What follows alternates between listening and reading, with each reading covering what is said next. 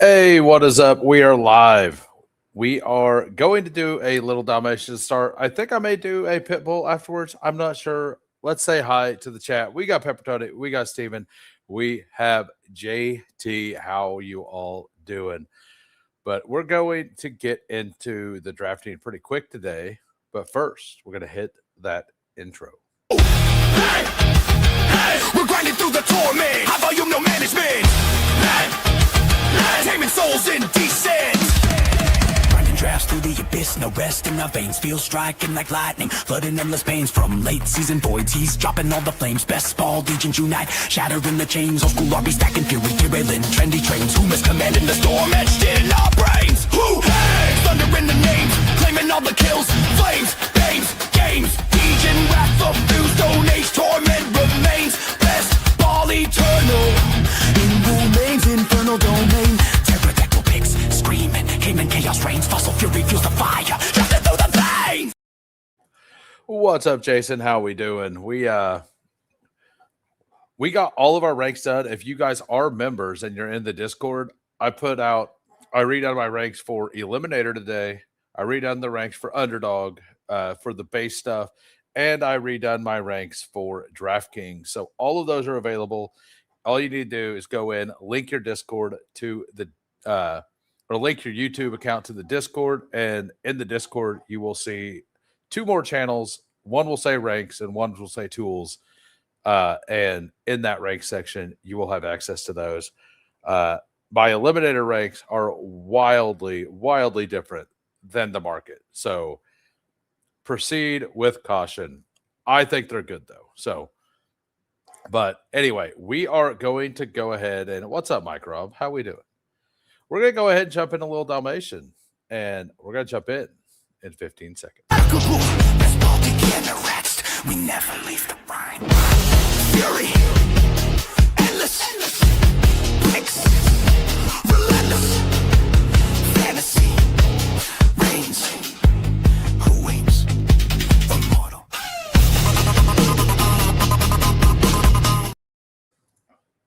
Not all the time, Mike Rob. No, actually, there's two tool sections. There's one that's not restricted to members, to where I'm putting some tools, and then the eliminator stuff, since I made that a members only stream, I gated that by the I'm kind of hiding I think my eliminator stuff is going to be very, very strong. So I'm actually gating it to the memberships. So that's just my take on it. Maybe it's trash. We don't know. We will find out by like week 5, right? Like we will know. But I think that the idea and the thought process of it is actually worth something. So that's what we're doing. We got the 108. Let me move that over. Okay, apparently it's being weird. Let me. Why is it? I can't. It won't show up the arrow to move it over. There we go. All right, so you can halfway see the guy at the 12 hole. We got JT at the 2. We got Smokers at the 4. We got me at the 8. DM Ozone at the 8. J Money, I believe you've been in here a couple of times. Welcome back, and good luck to everybody. What's up? How we doing, OSU Missy? And how we doing, Greg? How is everybody doing? Yeah, so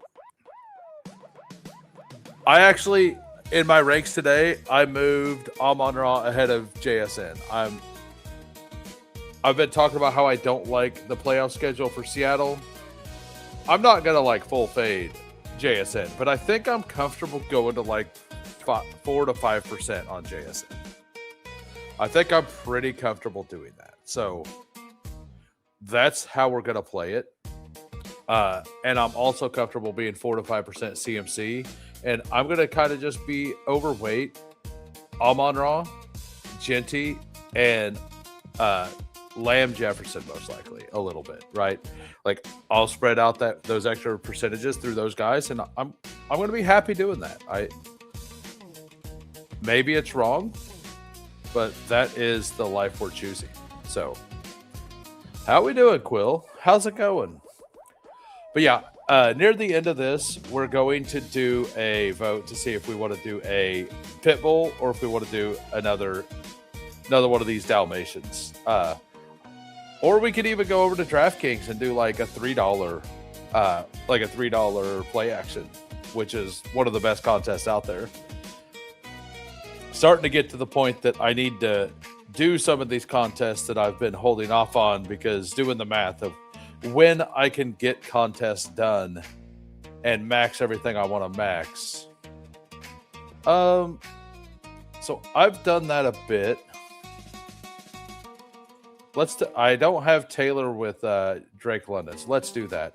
The double week 13 bye doesn't scare me that much, but I done that more than once. Taylor Henry, and I don't have the combination of Jonathan Taylor and Drake London. And if you want to know what that is Bestball Overlay. It's a very useful tool. What it does is it shows you the players that you have.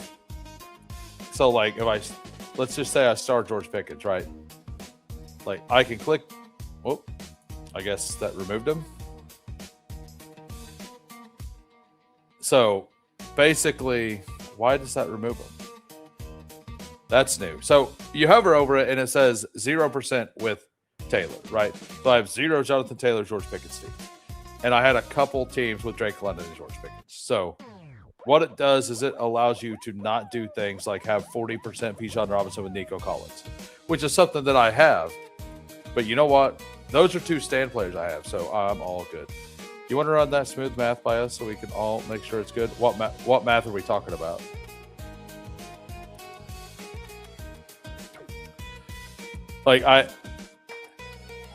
What math are we talking about?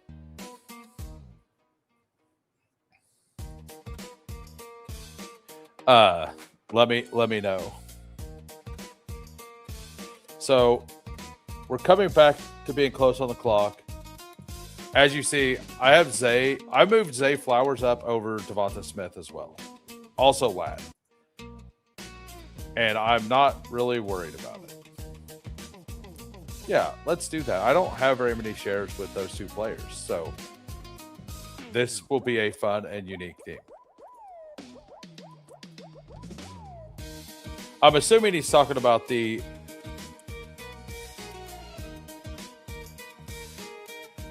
contest entry rate.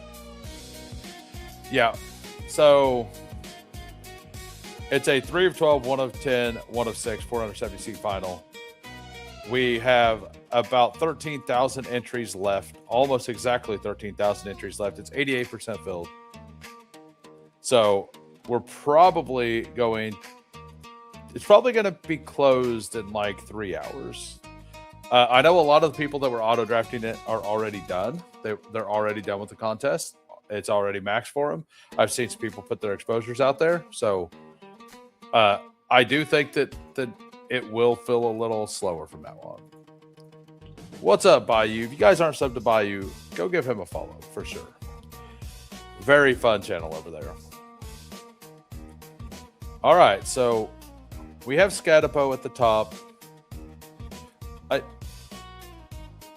I want to do him or do I want to do... Let's do Terry McLaurin. I'm kind of feeling like the anchor RB. At this point in the board, at 56, usually there's a running back left.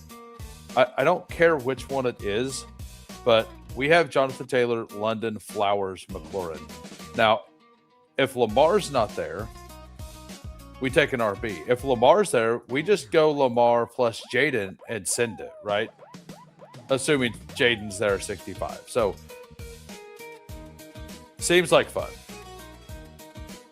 I still haven't dropped any of the Little Dalmatian tournament yet. Nice. It's cheap content for me to do, so that's what I'm doing. I'm doing it because of the content reasons. And not everybody wants to do the Little Dalmatians, you know? Like, I get it. I don't honestly think it's a great contest by the math. Because it's $101 to enter if you were to fully max it, right? A 3 of 12, so 25% to get out of this round, then a 10% to get out of the next round, so that's 2.5%, and then a 16%. So that puts us at what, like 0.4% chance to get to a finals or something. Something weird like that. I don't know. Like I might have butchered that. But it's a 470C final. That's the important part. And to get your $101 back, you have to get top 30. So that is absolutely wild to me. Like, you have to get top 30 out of 470 in the finals to just get your money back for the contest. Like, that's not great. You do get $5 back for getting out of round 2, though, to get out of the 1 of 10. Now do puppies. What's up, Saul? How we doing? Is there a puppy up now? If there's a puppy up, we will absolutely switch to puppies.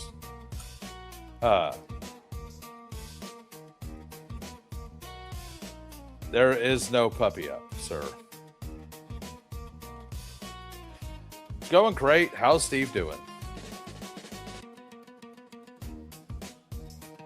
We're hopefully building something really fun here.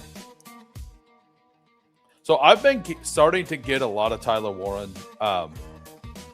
And one thing that I'm kind of doing with Eliminator, and we'll get into that in a second. So for the people who just joined or the audio listeners, we have a 2-1-3 right now. We have Lamar Jackson, Jaden Daniels, Jonathan Taylor, Drake London, Zay Flowers, Terry McLaurin. Just an absolutely fun start here. Hey, not much. I'm going to message you after the stream tonight, Jamie, if you're free. Need to chat for a while at some point tonight. My Maniac event went live. Loving live. Yeah. Doing well. Enjoyed your draft last night with Justin. It was a good time. Yeah, I was on Fanspeak last night. For those of you who aren't subbed to Fanspeak, go over there.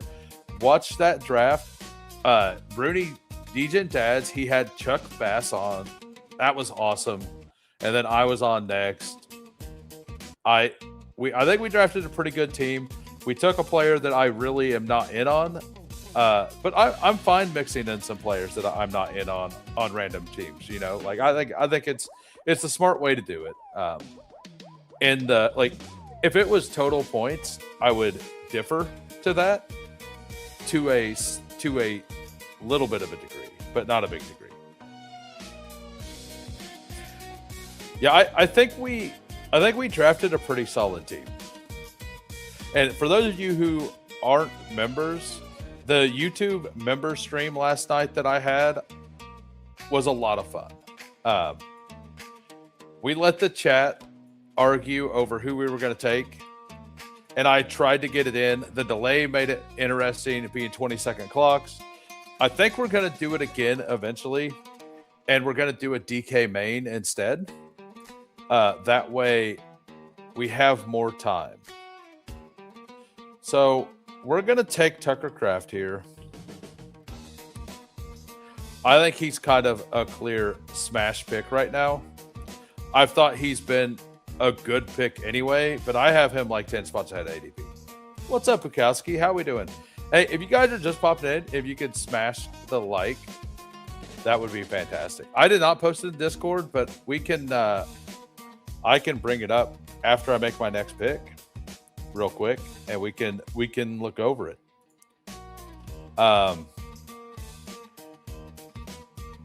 But it wasn't like a perfect team, but it's a very decent team, right? And the chaos that led us to it was fun.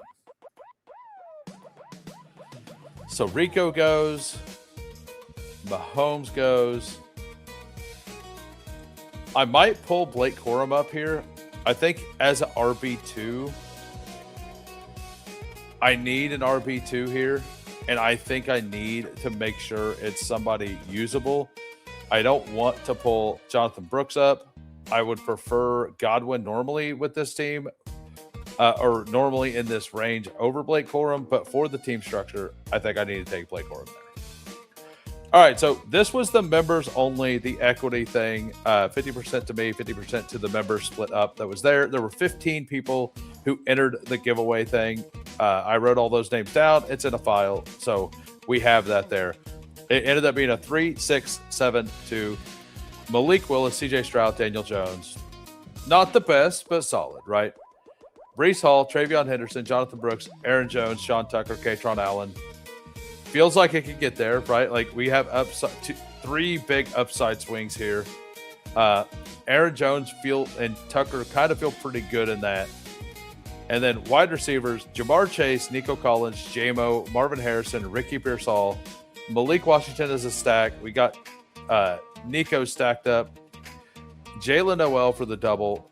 We have Tyler Warren for the stack. We got a triple with CJ Stroud. So we don't have any bringbacks, but we're very well correlated all the way through. Very solid team there. What's up, Disbanded? All right, we're back on the clock over here. Do I want to? I think I want to just take Rachaad White here. Build out this team stack a little more. We have the exact same bye weeks at these two positions. I think there was a smaller chance that Gainwell came back, and I don't mind the receivers down here more than I would rather make sure I get either White or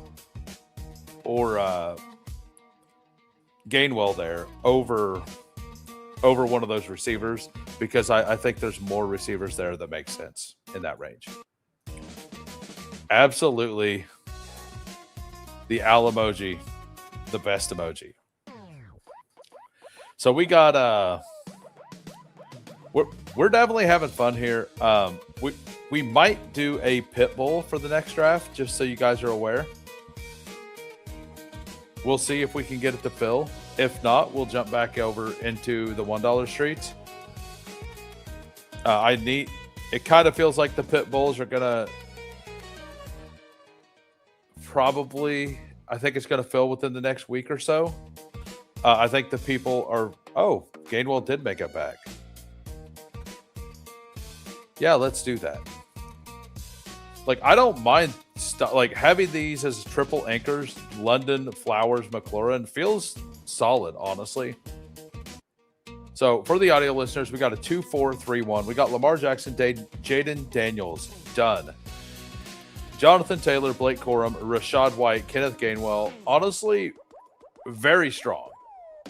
Add one upside swing late, like a Kenneth Walker, a Tank Bigsby, or a contingent bet's fine. Like, we should be able to get a usable week out of one of these three every week. Jonathan Taylor should give us points every week.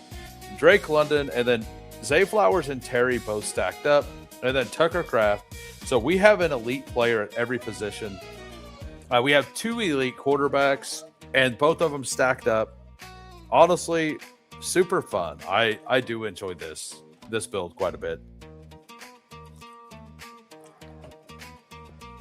So, what do you think of the members stream draft, Quill? What, anybody who wasn't there, what did you guys think of that team? Did you think as a community we came together and drafted something reasonable or not? So I do need to move C-Rod up a little bit with the news that he should be ready. That is the one thing that I kind of forgot about whenever I was doing my rankings today. I might go back in and adjust that and repost all of them. Usually I draft, whenever I do my ranks, I will draft with them for a day, and then I'll change it the next morning and find the mistakes. Dalton Kincaid would be fantastic. Jaden Higgins would be fantastic. So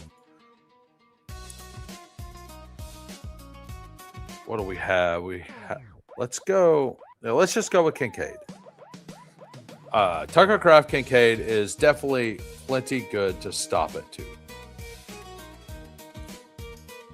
Should have listened to JT. What's up, JT? You mean the other JT, not this JT. How we doing, Jeremy?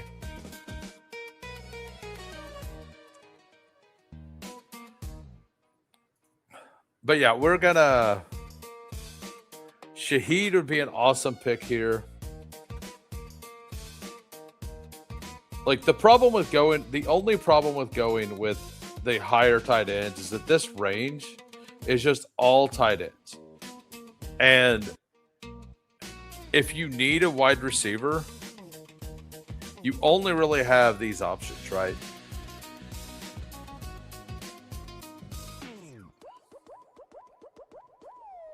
And I didn't really... I wanted Shaheed over Travis Hunter. I know Travis Hunter's the bring back.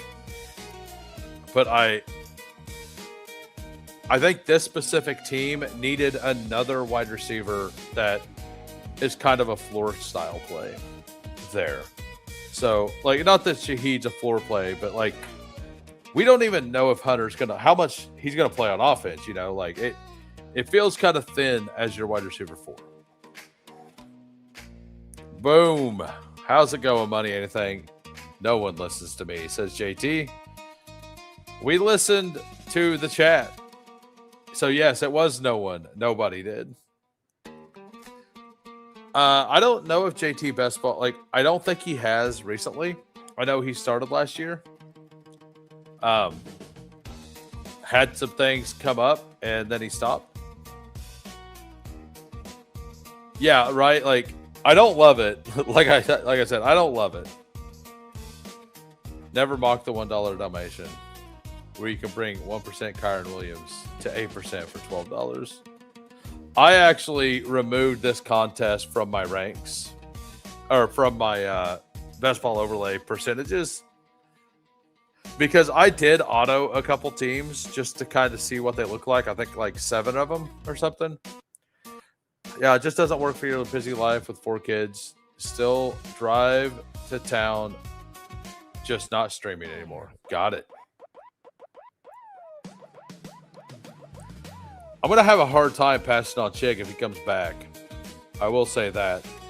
Look, I mean, just look at my ranks and look at ADP and look at where the wide receivers are.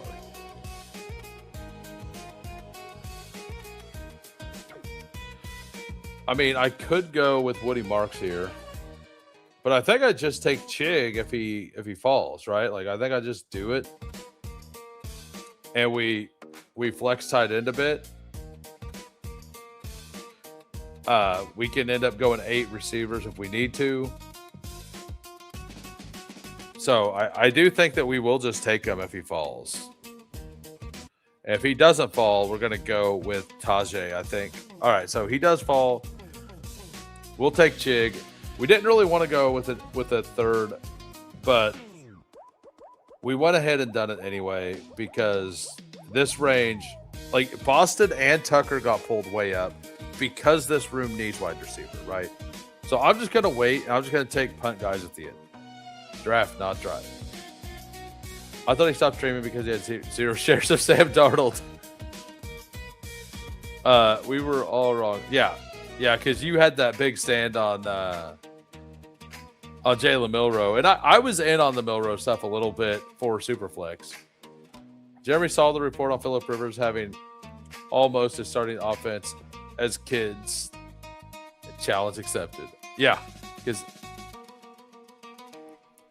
had a really nice cash. Was a great year overall. I enjoyed the whole streaming experience. I just realized it cut into pieces with my teenagers who only have a few more years. Yeah, because like JT's biggest stand was to be in on the Ravens, right?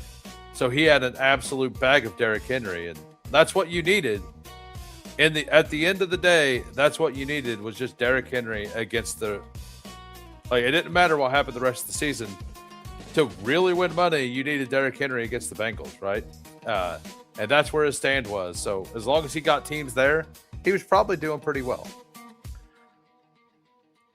All right. We're just going to close out running back with Tajay. We're just going to push this, and we're going to go 4 straight receivers to end the draft. I think there's some solid like guys at the end of the draft at wide receiver, like a Darnell Mooney, like a Calvin Ridley, like some of those guys that if you need some projectable volume, you can find it. If you need some upside, you can find it, you know?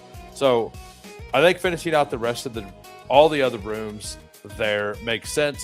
Since the room panicked and just Jalen Naylor at 143, Juwan Jennings 144, Omar Cooper 139. Like these are all ahead of ADP. Diggs 8 spots ahead of ADP, which should be his normal ADP, right? But if I were to look at it like not if I would have skipped Gainwell and taken Golden, Wandale, I think I like the team overall better because of the names that came back, right? Because I think if Tajay Spears was at number 4 here and I just added another name and I replaced the Gainwell with Golden or Wandale, I think I like the team overall slightly better.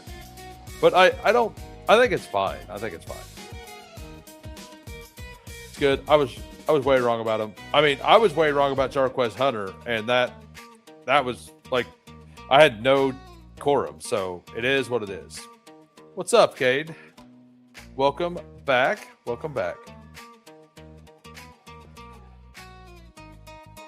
So it seems like the community likes BTJ over Carnell Tate. I am absolutely not there. I am not there.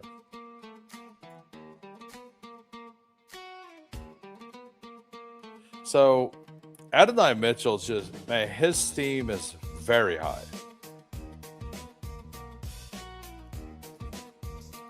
I don't think overstacking's the real answer here.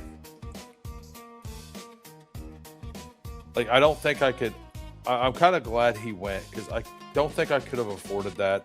Let's take our upside swing now, and we'll take like the ugly veteran. I have Ridley ranked 10 spots ahead of ADP, so most likely he comes back to me, right? And with these wide receivers, it's bye week 11, 13, and 7 at the top. So I have several weeks to let a rookie get some run to get to that first bye week if I need to, right? Because essentially I'm only at 4 receivers. I'm at 4 receivers and a cornerback as a bring back, right? Like I feel like if I take Travis Hunter, I'm looking at the Travis Hunter pick as my luxury pick for the draft. I think that I do have him at weight, maybe slightly overweight, but I feel like that's the luxury pick if you take him. My Bucky fade ended up great. I actually take him some this year with the new price. It's more fitting. I take less of him this year for sure. All right, so we get Calvin Ridley. Also a team bet on the Titans with Tajay Spears. We got Tajay Spears. So for the audio listeners, we got a 2-5-6-3 right now. We got Lamar. We got Jaden. We got Jonathan Taylor, Blake Corum, Rashad White, Kenneth Gainwell, and Tajay Spears. Wide receivers, London, Flowers, McLaurin, Hunter, Branch, Ridley. Tight ends, Tucker Kraft, Chigakonkwo, and Dalton Kincaid. Probably too much at tight end, but I think Chig there, like, if I don't take Chig there and I pull up somebody, it's probably Flournoy or Debo, right? And Chig is going to hit the flex way more than one of those two guys will, right? So I think just getting the Chig pick there, like, was the right move for the overall team. Are you talking about Bucky or Travis Hunter? Because, like, for Bucky, the whole situation feels bearish, kind of like the RJ Harvey stuff. And Harvey, I know I have him ranked at ADP now, and I've been taking a bit of him, but I'm thinking about starting to drop him a little again because I don't want to be overweight. Sam. My ex always complained I sent too many chick pics. Hey, you didn't have the right one then, apparently.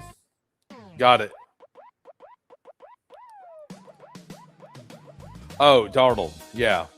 I was pretty out on their offense last year as well. I really was. I didn't really see it.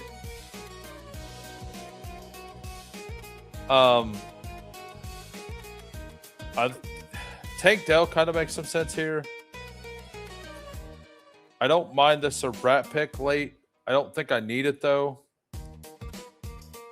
It kind of feels like a Cooper Kupp team, but Cooper Kupp has that bye week 11. I already have 2 bye week 11s. So I think I'm going to go down here and take Tyquan Thornton with my last pick. Assuming that he comes back, that's what I'm going to do. We're going to vote on the next draft. Little Dalmatian or a pit bull. So poll is up. 1 for Little Dalmatian, 2 for pit bull.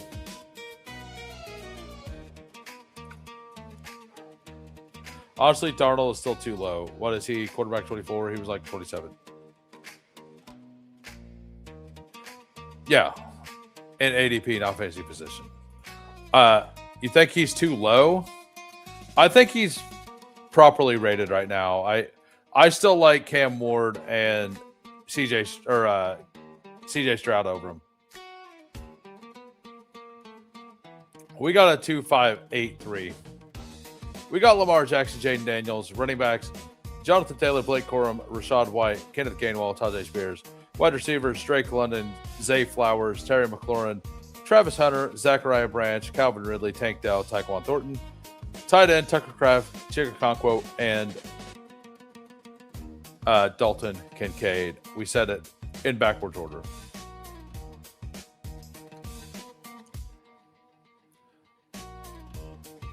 BBM promo. I don't care about I don't care about BBM. If they're going to give us these promos that I'm not going to max BBM. So I don't care about the BBM promos. It is a good promo. Do 4, get 1. Like, that's a really good promo. The problem is that when you click start, you only have 2 days to max it. And to get the 4 in to get your free ticket.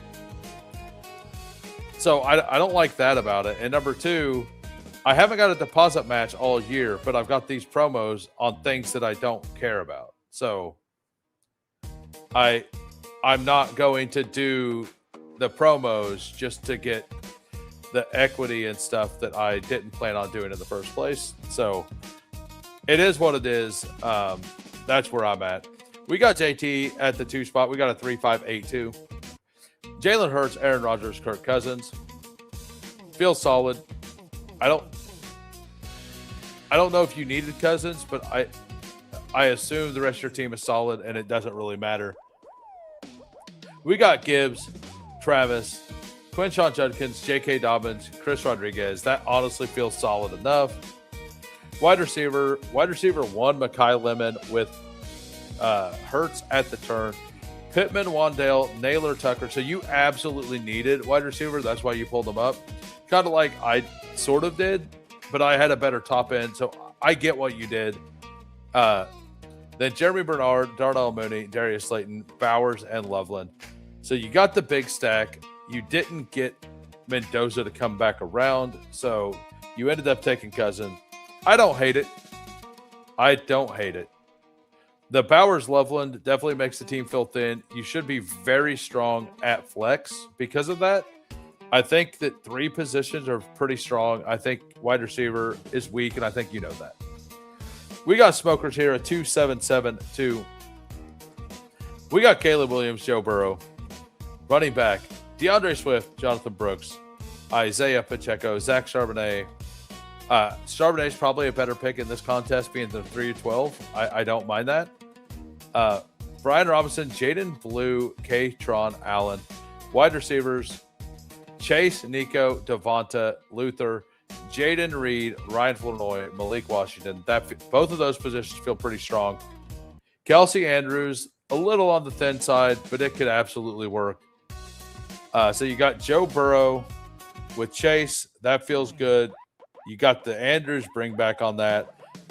Then you got Caleb Williams with DeAndre Swift and Luther Burden. Pretty strong team, all in all. And I believe that was it for the YouTube members. Looks like the chat voted for 8. And 8 apparently is a little Dalmatian. So we're going to go do another little Dalmatian. And we're going to jump in 15 seconds. Bestball begin to rest. We never leave the line. Fury. Endless. Picks. Relentless. Fantasy. Reigns. Who wins? Immortal. I almost entered the actual Dalmatian, guys. I almost entered the actual Dalmatian. We get the 104.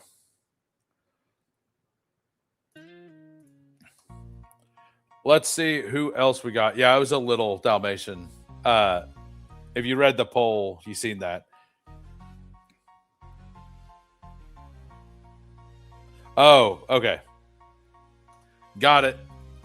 Yeah, no, I seen that. So we got Cade at the 5, and that's it.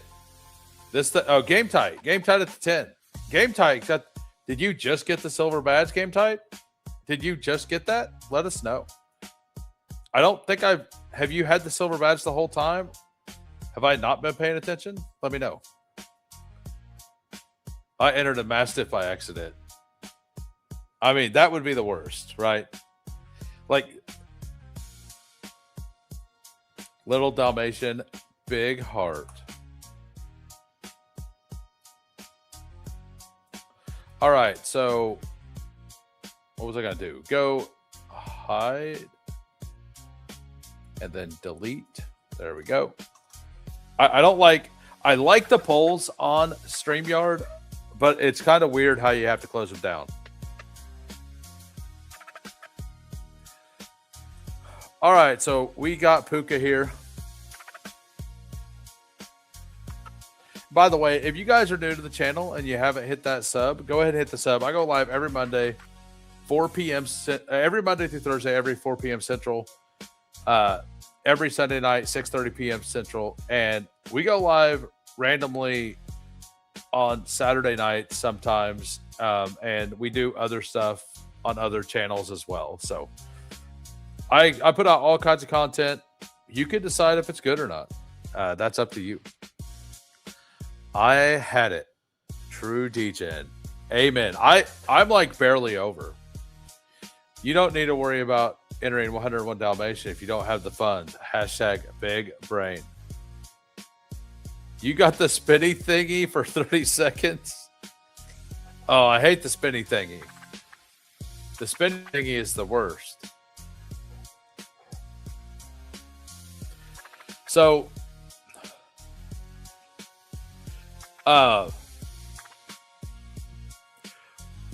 let's go. Some of these auto-drafted teams that I had are pretty good, and some of them are trash. Like, here was the last one I got. Jaden Daniels, Bo Nix, Daniel Jones, and then all the running backs didn't go. So, Genty, Hampton, Jacobs, Harvey, White, Tracy. Like, nobody was taking RB, so I got all of them. Ladd, Tate, QJ, Calvin Ridley, Mooney, Pat Bryant, Malachi Fields. So I have all the Chargers and no Justin Herbert. I even got Gadsden. So, like, it's sometimes the auto doesn't work out for you. Like, I don't think the team's dead, but it definitely doesn't feel like awesome, right?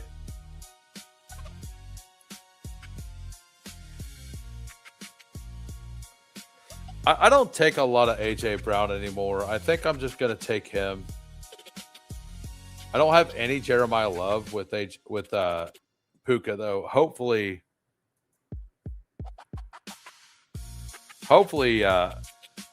yeah, we'll just do that. We'll go ahead and pull him up. I think that once London is off the board, like it's kind of clearly Bowers, but then the rest of them down to like 27, 28-ish are basically the same picks. There are players I prefer there, like Nico. But I think pulling Love up there isn't really bad. And I think waiting for him to fall to 28 is something that's probably not going to happen. On DraftKings, it happens all the time. And on DraftKings, with his receiving profile, like I think he's an even better pick. So we have a little bit of both. I wouldn't mind that. We could just do the big bet on, like, I don't think there's any world where that works out. So we're McBride plus Jeremiah Love is what you need. So we're going to go Rashee Rice. We have Puka, Jeremiah Love, and Rashee Rice here. This guy's name is Broke, and he's doing $1 tournaments. This guy is not a liar. This guy knows what he is. And he's been waiting for this contest for a while. We finally got this guy's contest, and all of these other people are auto drafting it. He's been waiting all year. All year he's been waiting on the 101 Dalmatians to be open so he can finally do some drafts. And it comes up, and 80% of the player field just puts auto ranks in and just does it. And this guy is only going to be able to probably get in like 10 drafts instead of like 40. Feels bad, man. Yeah. I budget shame myself. He better draft fast. No, it's more like the goal was to shame everybody auto drafting, like me, right? Like it's better to do that than to be this guy in big dogs, right? Like, if this guy's in big dogs, I'm worried. You know, that was more shaming on the people who just auto everything, like, or the people out here autoing like myself, like. And I was just doing it to test out some ranks a little bit to see, just to see what it looked like. I did like 8 of them, I think, autoed, but not 100 and some. And like, that's part of the. I don't want to auto a bunch of them because some people want this contest, you know, want to draft, and it's open for 3 days, right? Could be a complete idiot and jump into 101 slows. There were people that did that, you know, like there.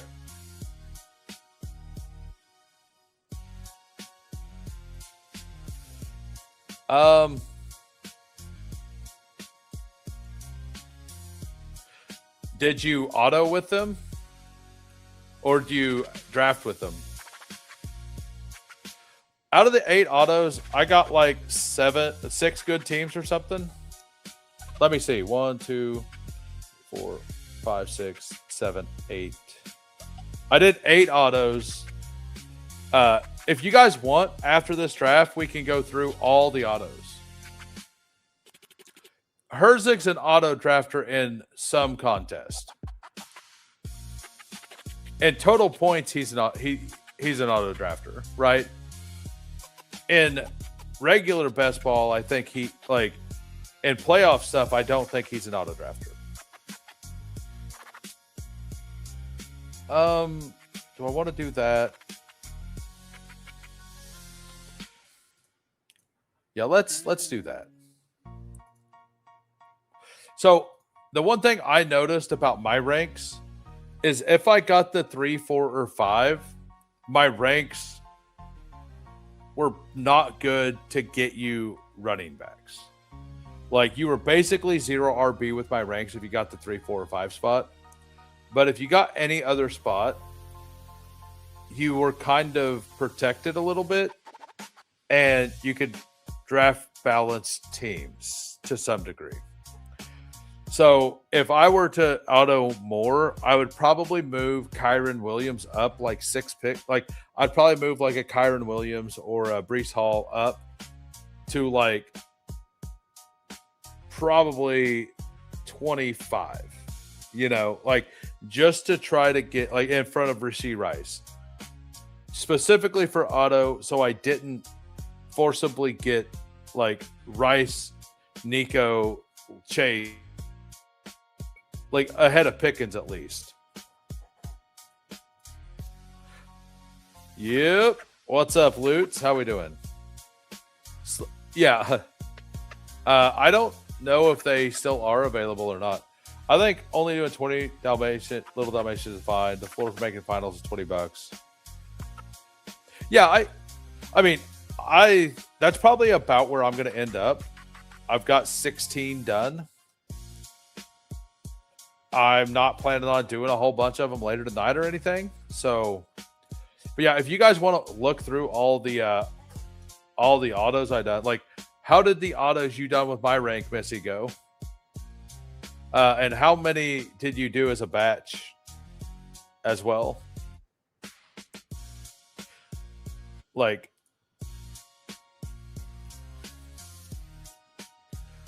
Like this team was an auto and it's absolute fire. A 3-5-8-2.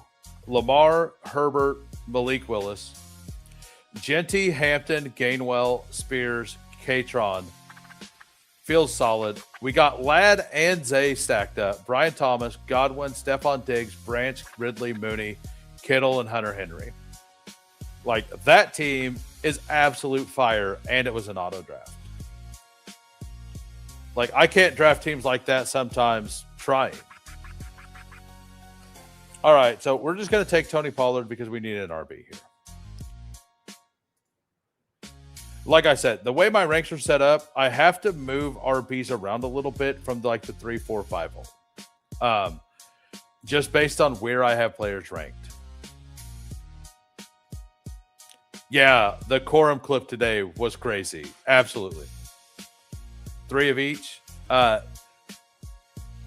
assuming if you got back end draft spots with my ranks, I think my ranks were really, really good for drafting at the back end.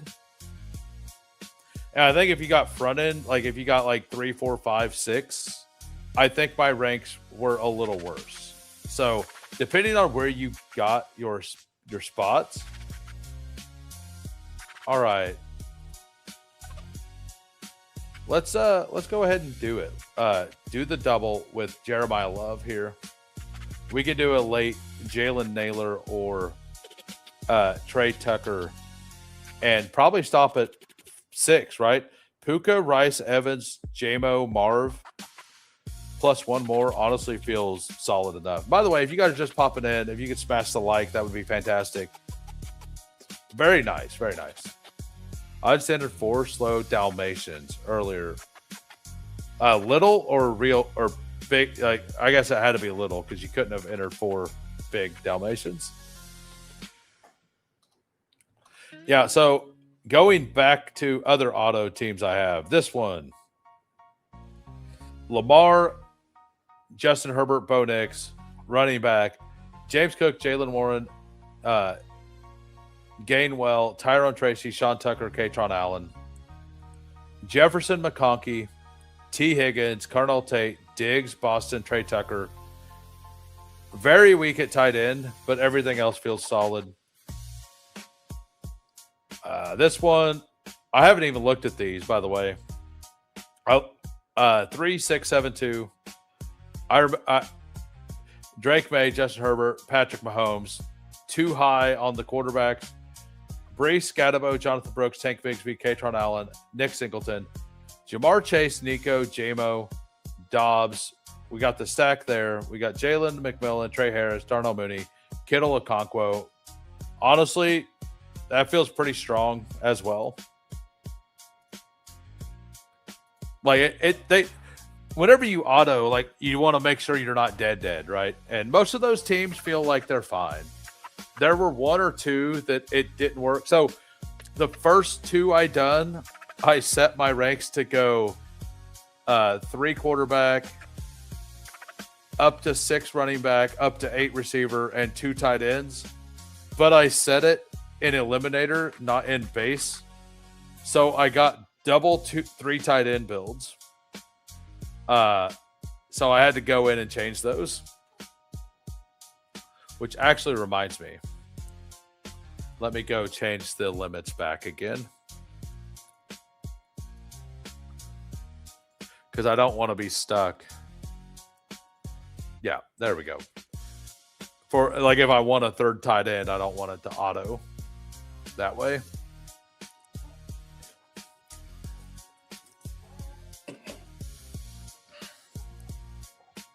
All right, let's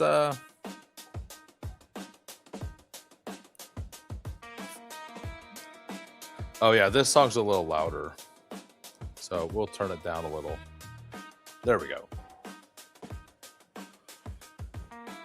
So hopefully, did Mahomes go? Mahomes hasn't went yet. So Mahomes would be fantastic here. Corum would be awesome here as well.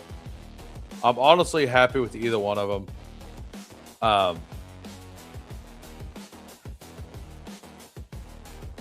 Yeah, the things I noticed about my ranks is, number one, I need to move Jackson Dart down below Brock Purdy. Purely because, like, and if I just, because I have Dart one spot.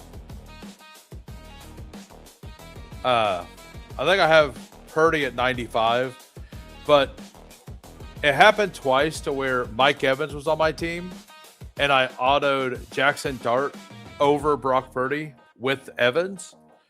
So noticing that, like, and just swapping that one thing would have made multiple teams a lot better.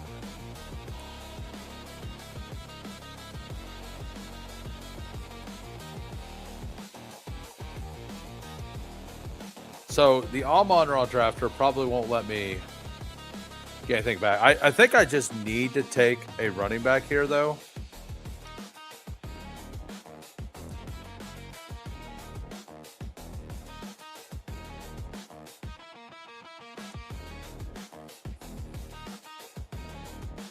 This feels like the perfect team to draft Keaton Mitchell. Who is Keaton Mitchell? Or, okay, because you said Keaton Mitchell, yeah, so I'm like Keaton Mitchell. Well, Keaton Mitchell's he's on the Chargers. What? Is Keaton Mitchell really? I mean, is that really a known thing for real? Like, what do you mean not a good look? How am I supposed to know?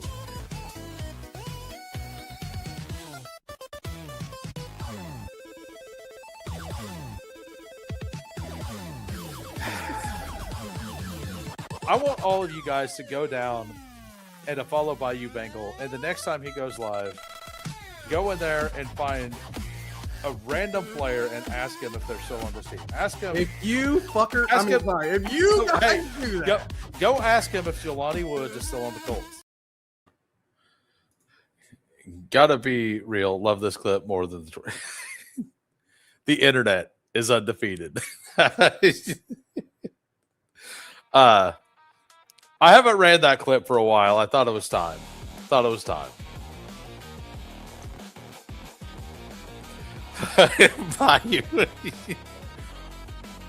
Who he play for?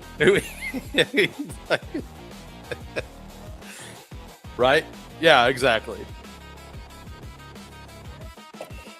I owed the chat because I finally took Keaton Mitchell yesterday. I didn't play the clip, so I owed it. And that felt like a good time to do it. I will say that, like, for this specific team, Keaton Mitchell would make sense if I don't get an RB back at one. Like, if I get Aaron Jones here, I'm good, right? Jonathan Brooks at 112. What is this? I wonder how many people are entering slows and then hitting the plane and auto drafting. I wonder if anybody's doing that. All right, so Love is there. We don't have a tight end. I kind of like taking Aaron Jones here over. Man, that's a good fall on Jordan Love, though. I'm going to take Aaron Jones, though. And hopefully one of these two quarterbacks fall back, right? And if not, I'm not really that worried about it. I'll just take one of these tight ends.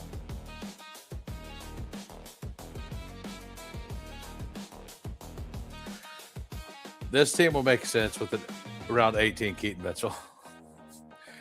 I was in Little Dalmatian earlier. Guy took at 4, took Puka, and then Stafford in the 3rd round. Hey, he got a stack.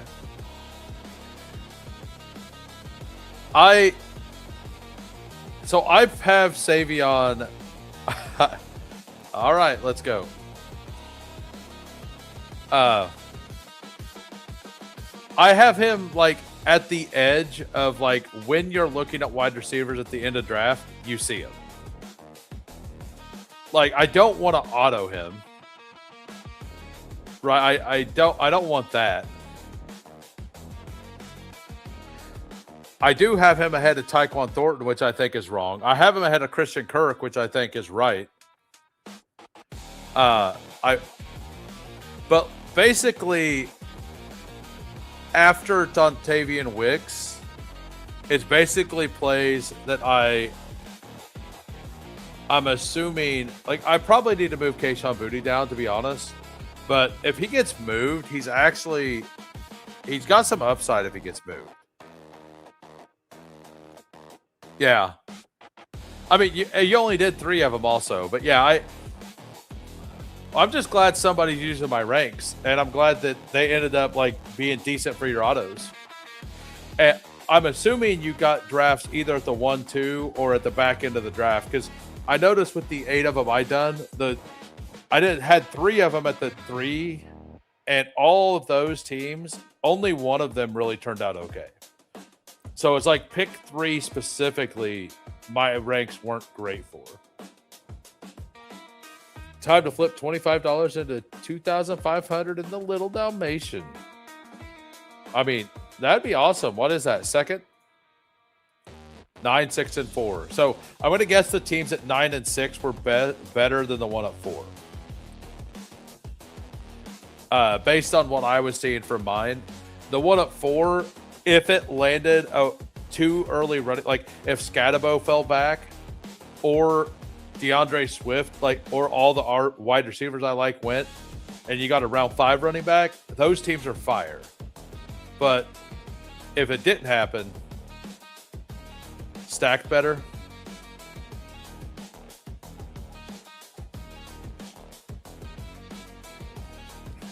I'm going to guess you got a bunch of Scatabo and Aaron Rodgers stacks in some of those autos. I'm gonna guess you got a few of them. All right, so we got Jordan Love at just a value here. That doesn't mean I'm not going to take a 3rd quarterback. This is the perfect kind of team to take, actually, Fernando Mendoza, right? I don't have a tight end yet. We have Mahomes. We have that. Let's take Chig here. And on the wrap back around, his ADP is 153 now. I think I do need it. Man, Trey Tucker's ADP's moved way up, hasn't it? Lots of Lamar for me. Okay, nice. Yeah, put like...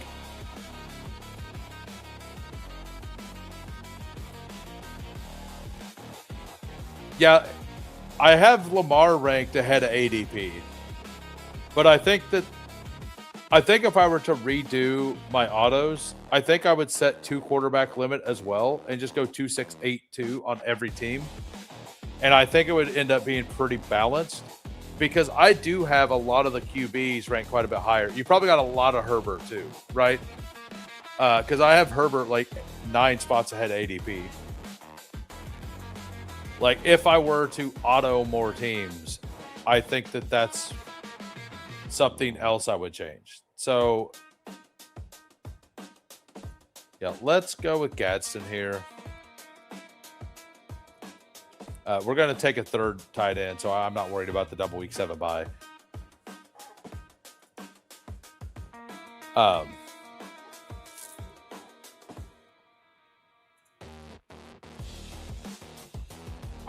But yeah, I mean, if you guys want, I'm gonna auto one right now.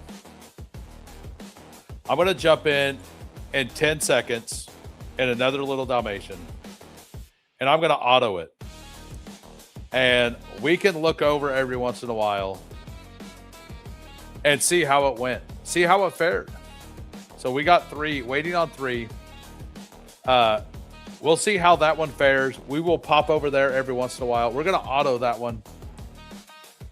I only auto if I'm sleepy. Like, see, this is what I'm talking about. People like me out here hurting the 2-hole. The shoe will drop when Debo, Diggs, Keenan Allen, Ayuk land. I mean, I really don't think Ayuk's landing. Wide receivers from Rising. Look at the 40 spot QJ jump. Yeah, like I am pretty out on QJ. I put him like 8 spots behind ADP, which means I should probably never get him with him rising. It does kind of feel like, did he go ahead of Marv this time? Because I've been seeing him go ahead of Marv in a lot of, yeah. Like Marv is now going after QJ, and I think that like Marv should not be behind QJ.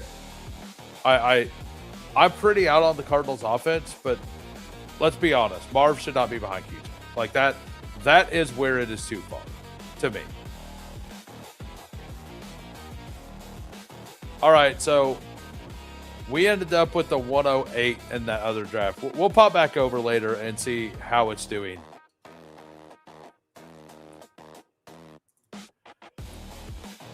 All right, so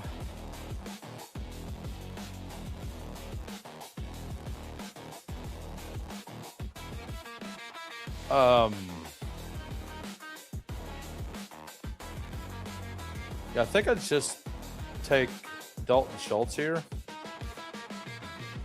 for the week 17 bring back on Jordan Love.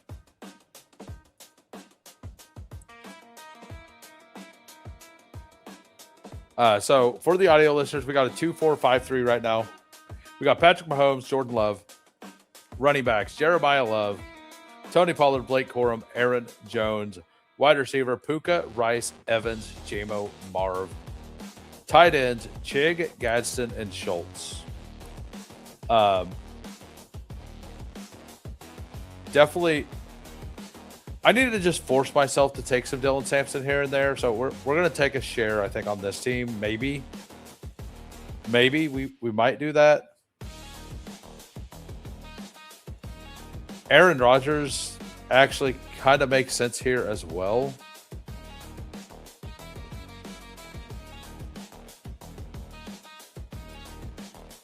Do we have a... We're going to take Rodgers as a third quarterback here. And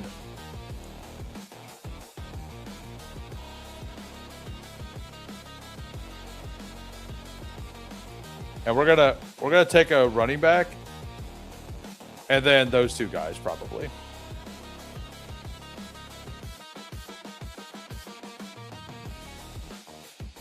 Ayuk is pretty much a bad bet, and yet I'd still turn half of my Troy Franklin, Darnell Mooney early season exposure to Ayuk. I don't think I would. So one of my favorite teams I've drafted on DK,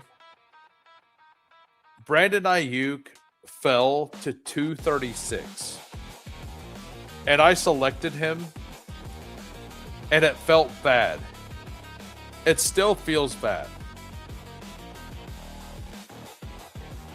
Like, that could have been a Tyquan Thornton share. And I took Brandon Ayuk. And it doesn't feel good. Yeah, like, and that's like one of the only times I've taken IU. Like, once in a while, I got 1%. I've done it one time on Underdog. I have him ranked at 212, which is probably too high. I moved him down to like 275 or something on Eliminator. Ayuk is super ass. Like, his ADP at the time was 175 and he fell to 236. And I'm like, like, my 1% feels bad. I can't imagine what 6 would feel like. I had Bryce fall to 184 once and still took yeah, like, that's how I felt taking Ayuk on that team, that I got him at 236. Like, it just didn't feel great.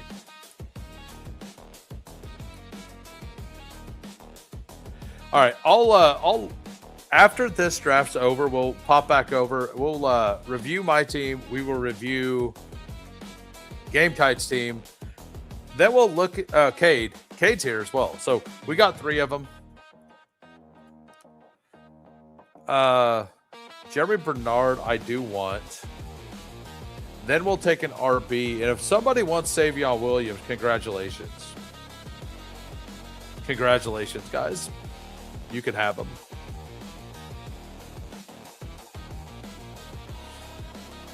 We'll take a Jaden Blue share. Yeah, Liam has a bunch. And like, don't get me wrong. I understand the theory behind the bet. And the theory behind the bet is solid. It's just sometimes, like, I also got completely burned by having 15% Deontay Johnson the year he was in that round. And this Ayuk situation feels so much worse. It feels incredibly worse than that year, you know? So I'm pretty out because of that stuff. All right, we'll take a Jaden Blue share here. And we'll get either Savion or Tyquan Thornton as a stack on the back end of this. We actually built out something pretty fun here. We got, like, if we get Savion, we're going to have 3 game stacks. It'll be a weird game stack with Jordan Love on the fall with Savion Williams. But I doubt Savion's much owned in this contest. Ayuk in the club with Antonio Brown eating snow bunnies for breakfast, lunch, and dinner. Thanks for the comment, M. Stockton. Thanks.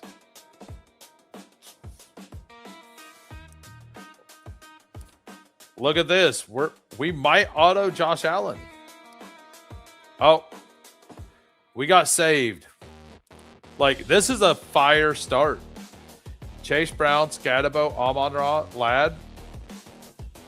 Feels good. It is hard to mess up the first 5 rounds, though, right? Like, you have to get it. Like, it has to kind of fill in later. But with my ranks, I'm almost guaranteed to get 1 quarterback on that side of the board with my ranks, because, like, of where I have Lamar, Jaden, and Drake May. Most likely, I get one of those guys.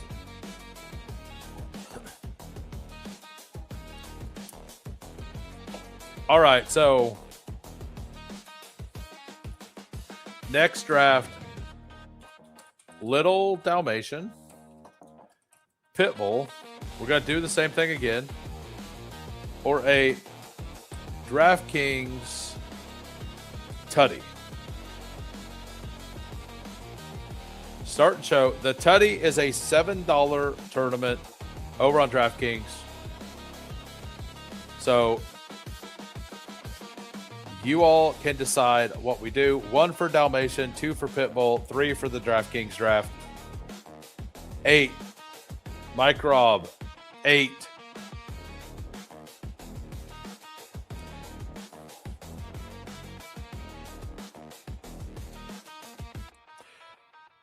Noodles in Doodles.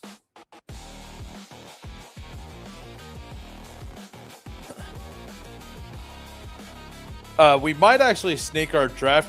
I thought about doing my ticket today too, but I don't think I will. But I did think about it. What's up, Fancy Dog? Haven't seen you around for a while. How we doing, sir?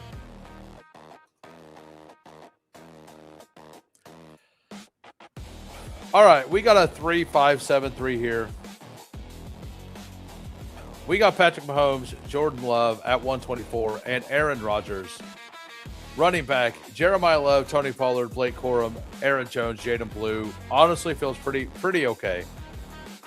Puka Nacua, Rashee Rice, Mike Evans, Jameson Williams, Marvin Harrison, Jeremy Bernard, and Savion Williams. Tight end, Chigakonkwo, Aronde Gadsden, and Dalton Schultz.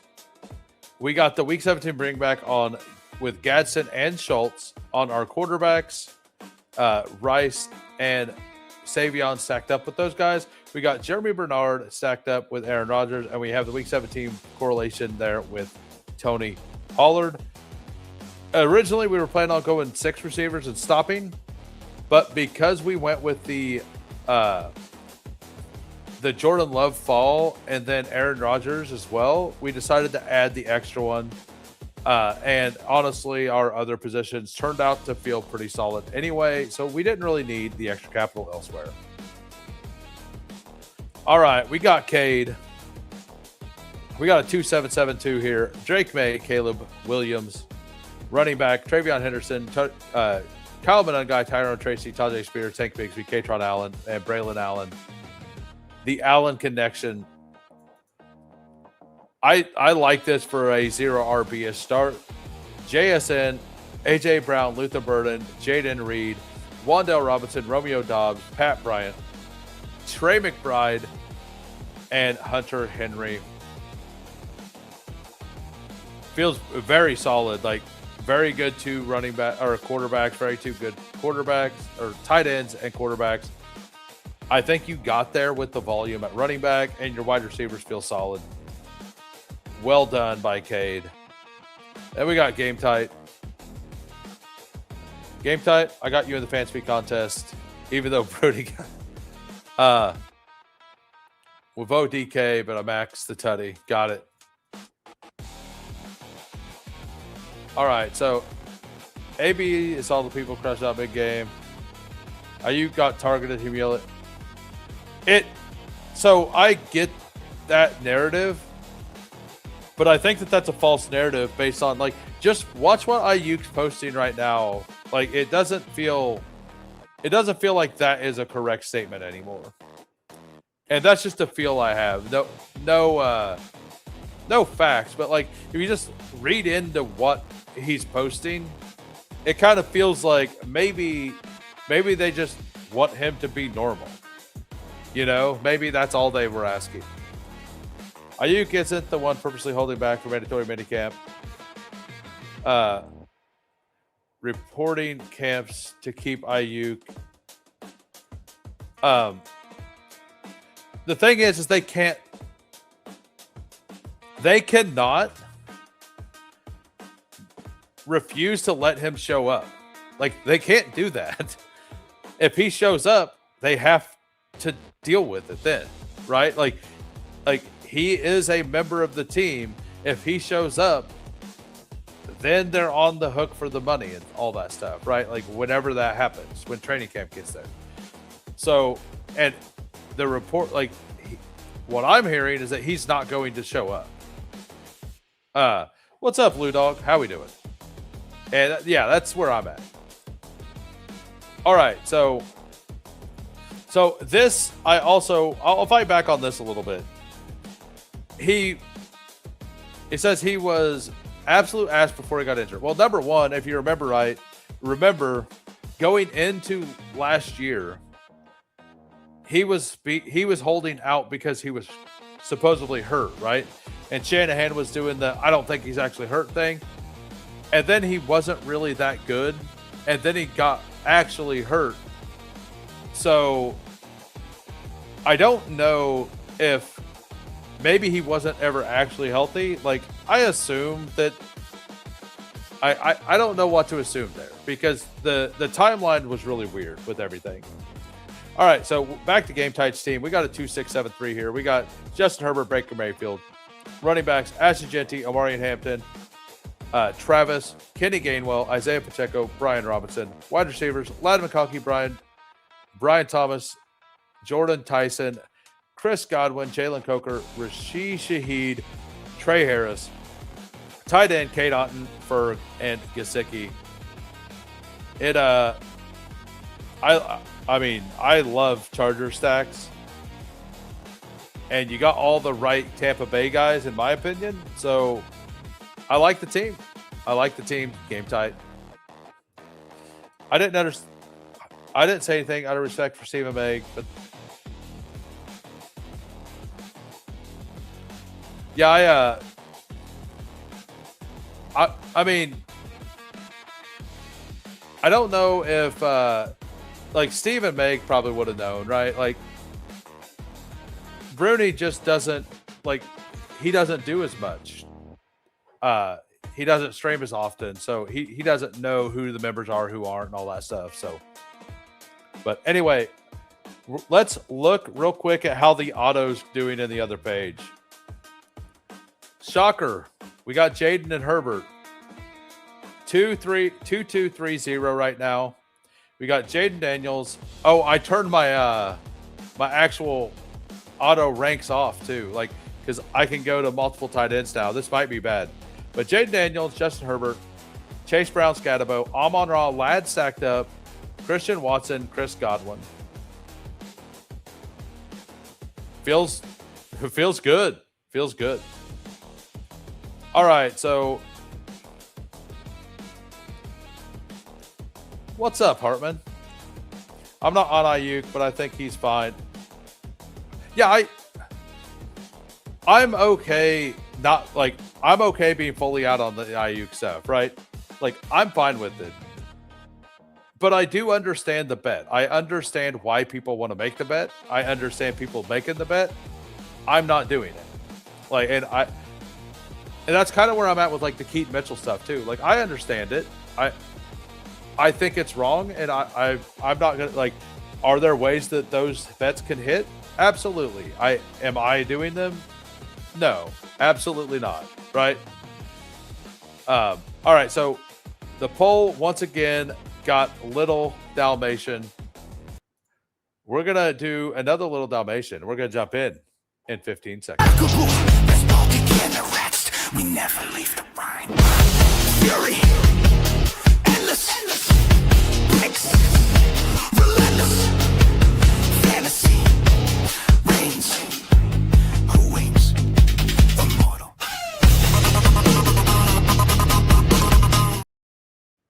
What's up, No Cap? All right, so let's go back.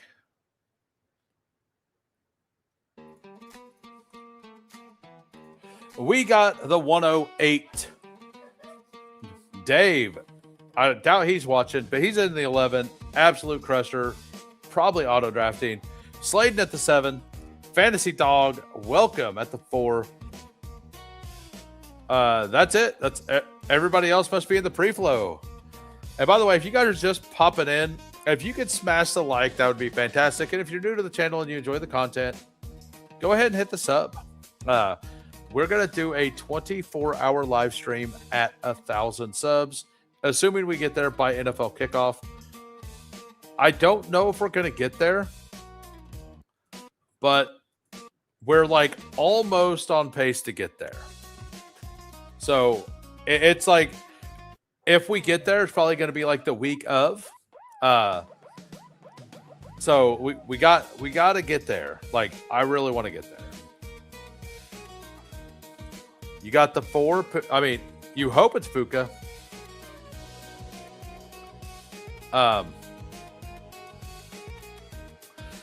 We got 42 watching. We got 24 likes. This is a 3rd draft.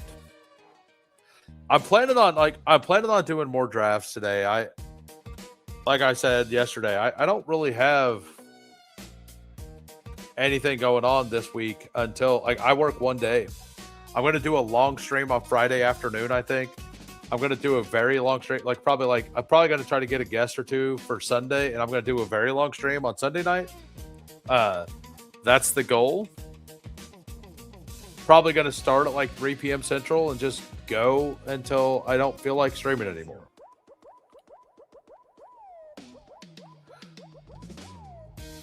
All right, so if Amon-Ra goes, all right, so we get Amon-Ra. I'm fine with Amon-Ra.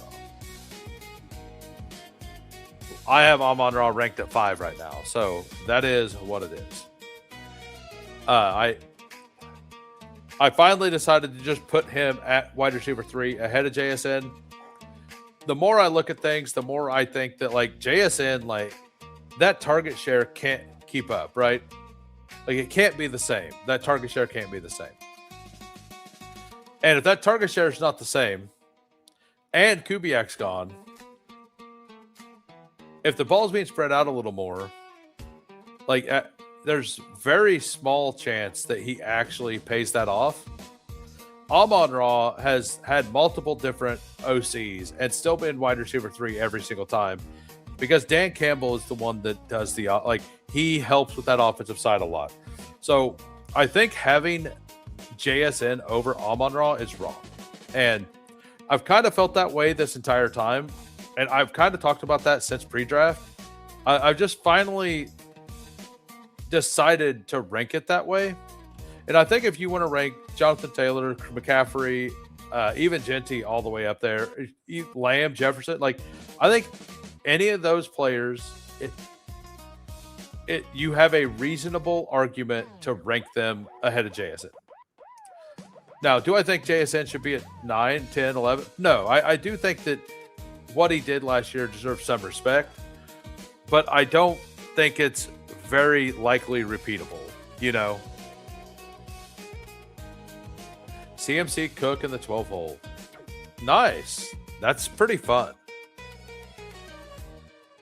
Yeah, let's do Hampton. I think that's what I have in this other draft. No, the other draft I do not have that. So we got Hampton and Amon-Ra at the 8 and 17. I got a James Cook CD Lamb on DraftKings today. That felt pretty solid. ARSB over JSN might be the sharpest thing I've ever heard, says the Lions fan.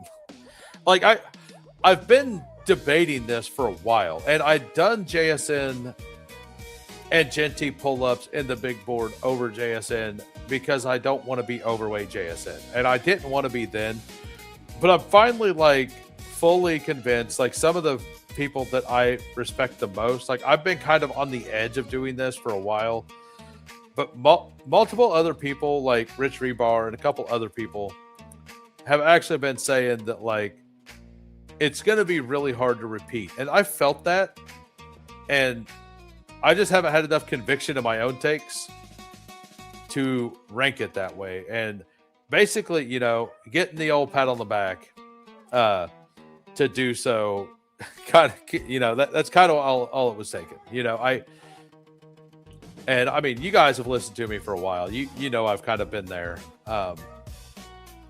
I've said for a while, I think the 5's the spot. You can do pull-ups. Like I've done a couple CD Lamb pull-ups up there to get unique teams as well. Like to try to get the CD Lamb Pickens thing with actually getting an RB back on the way back around kind of thing. So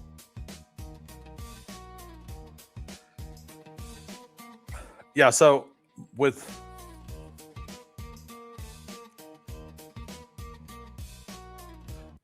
no, but they also project to score a lot fewer points.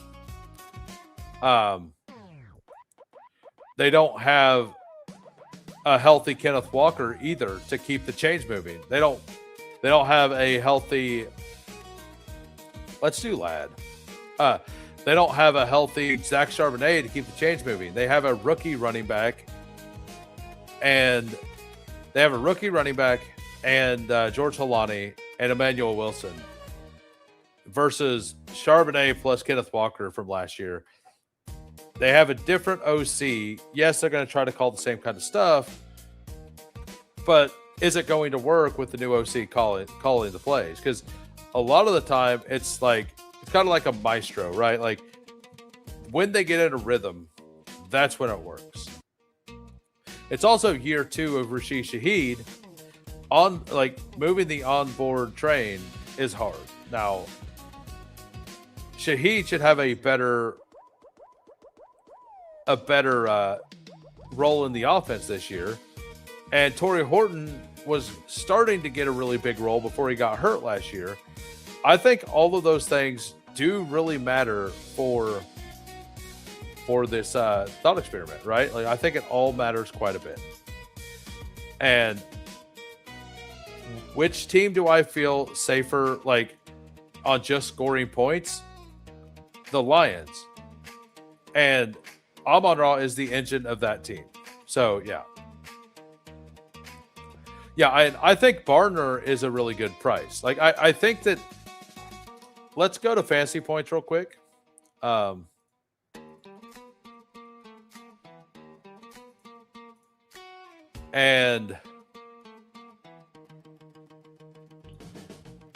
Wrong place.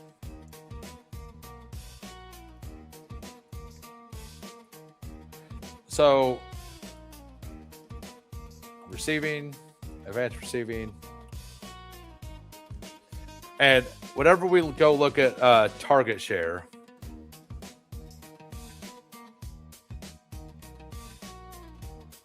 let's sort by target share. JSN had 32% target share last year. Where's his first read target share?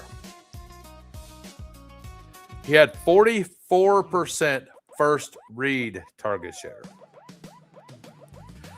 With more competition, you expect that number to go down. Because I do think there's more competition there. Right? At some point, Horton's going to be healthy. Rashid Shaheed's going to have learned the offense, all those things do matter. Christian Watson would be fantastic here. I would also be okay. Let's just take a Brian Thomas share here. I do prefer Cardinal Tate by a lot, but let's just do it. The chat poll likes BTJ, so we're gonna do one for the chat there. Goff greater than Darnold, but yeah, that offense is just going to score way more touchdowns. I do think that the Seahawks will be a little worse and have to pass the ball a little more this year, so that is a positive thing for them. But Amon-Ra, I think, should just be kind of straight up ahead. That's kind of where I'm at. I think it should be. And I kind of felt that way this entire offseason,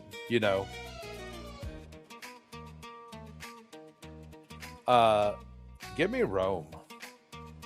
Give me Rome. All right. So through 6, we got a 0-2-4-0. We got Amarian Hampton, Josh Jacobs. Wide receivers, Amon-Ra, Lad McConkey, Brian Thomas, and Rome Odunze. While we're at it, let's go look at the other team, see how it's shaped out. We got a 2-3-6-3. Probably not that bad. Jaden Daniels, Justin Herbert, Brown, Scatabo, Tajay. Okay, we might be in trouble because we're going to take Aaron Rodgers next probably. Amon-Ra, Ladd, Christian Watson, Godwin, Pittman, Stephon Diggs. I guess Aaron Rodgers would be a stack. George Kittle, Dalton Schultz, Britton Strange, Kittle being alive by week 7 seems pretty likely. And I don't know. This RB room could work, right? So drop in. Got you on the side while I grind poker on the other monitor. How we doing, sir? Thank you for popping in. Thanks for smashing the like. I appreciate it.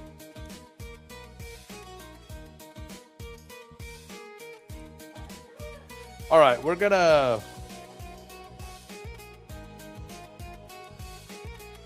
also, it's like 89, it's like 90%. You wanted Pollard? Oh man, yeah. I think Pollard's going to kind of. Dave has Jadarian Price at 63 still. That's interesting. That's the one thing I did. I did move Jadarian Price way down the rankings. Like I moved Jadarian Price down to like 74. I just decided I'm gonna kind of fade the Seahawks offense in general. Like that's just not only are all those things true that I was talking about with JSN, but I don't like their playoff schedule either. Like I think their playoff schedule is pretty rough. So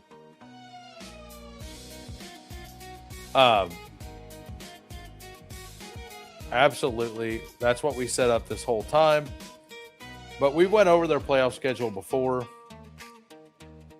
Their playoff schedule at Philly, they go East Coast at Philly, Rams, probably the best defense in the league, and then at Carolina, East Coast again. So with all of those other questions, plus that playoff schedule, I just feel like it's a team that I kind of want to fade. 96% now? Wow. My underdog just crashed. Got to check stream and see what it picked. Jonathan Taylor, Bowers, Neighbors, Scatabo, Watson, Jalen Hurts, Jalen Warren. It could be a lot worse. It could definitely be worse.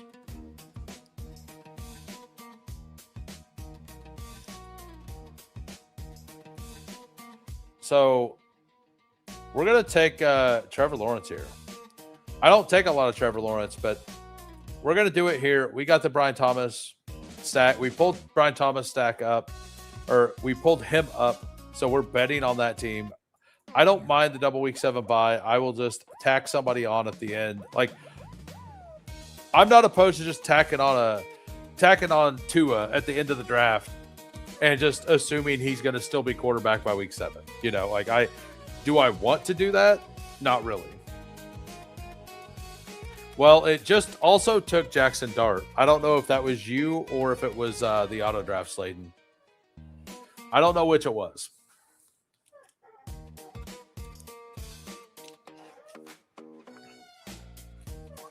But yeah, I know like with my rankings today, that's the one thing I decided is that with that being said, for Eliminator specifically, I'm a little more in on the Seahawks. Like I'm not like completely in, but I like them a little more. I'm still pretty out on I'm still JSN down the board a bit. And I'm still Jadarian Price way down the board. But like Shaheed and Bardner and George Halani, like I have those guys moved up the board a bit. I took Dart. I'm back. All right, so I mean, Brock Purdy coming back could be interesting. These three, like, so Kyle Manun guys finally starting to drop in ADP, and I like the new price. So do we do?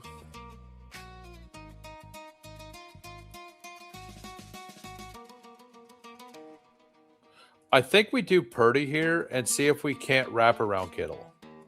I don't think we'll be able to get Kittle, but we'll try. If we don't, we can always take one of these RBs, right?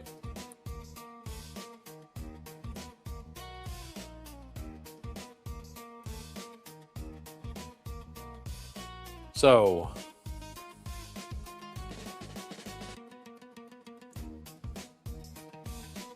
I'm a little worried that Dave here is going to take Kittle. Yeah, that's kind of what I assumed would happen. Rashad White would be nice. That is a Week 17 bring back on him. Kelsey would be the next pick for the week. Like, it's a Week 17 bring back against San Francisco and the Chargers. So I have a Week 17 game layout or week. So the Niners play the Chargers Week 15, and they play the Chiefs Week 16, and then the Chiefs and Chargers play Week 17. So I like getting those three teams kind of correlated together. Damn you, Dave. Oh, did you want Rashad? Well, the auto draft is complete. Let's look at the final countdown. We got a 3-5-7-3. Jaden Daniels, Justin Herbert, Aaron Rodgers, Chase Brown, Cam Scatabo, Tajay Spears, Alvin Kamara, Katron Allen. Honestly, that came together very well. Wide receivers, Amon-Ra, Ladd, Christian Watson, Chris Godwin, Michael Pittman, Stephon Diggs, Darnell Mooney. Honestly, pretty fire. Kittle, Kincaid, Strange. What do you guys think of that for an auto draft? I think that's a pretty fun auto draft. I like that. I like that quite a bit. It's also my ranking, so it's all players I like, right? It's all the players I like above ADP, but it actually spread out the capital pretty well. You should just all auto draft. You should just all auto draft. Why? Do you think they're that good or not? You think it's better than the team I'm real drafting? Is that what you're saying? Why can't Tua have another prime Dolphin year? 3 studs. I mean, I don't think Zachariah Branch is a stud. So, unless you're talking about Jahan Dotson, like, I'm taking Zachariah Branch because it's a wide open role with Tua, who can't throw the ball like super deep very well. Oh, Bijan Pitts, London. Yeah. Never mind. Yeah. Those 3 are studs. Because Tua's game is more of the early. It's more of the short passing, right? London is really awesome down, like intermediate, like 17 to 20 yards downfield. Like, he's very good. But like those 3 players attack every area of the field, and Tua does struggle to throw like the super deep balls, but they also don't have like that profile of player. Now, Branch is fast enough to maybe get there. I don't love him I didn't love his prospect profile, but like, he's on a team that needs that role and needs a wide receiver too. So like, it's definitely something. Loading that ADP is based on his performance for Phoenix.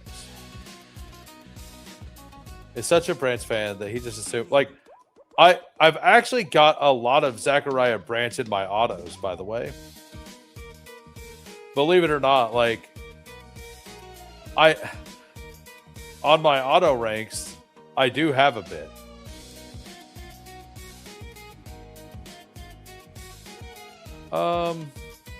Yeah, let's take Chick here.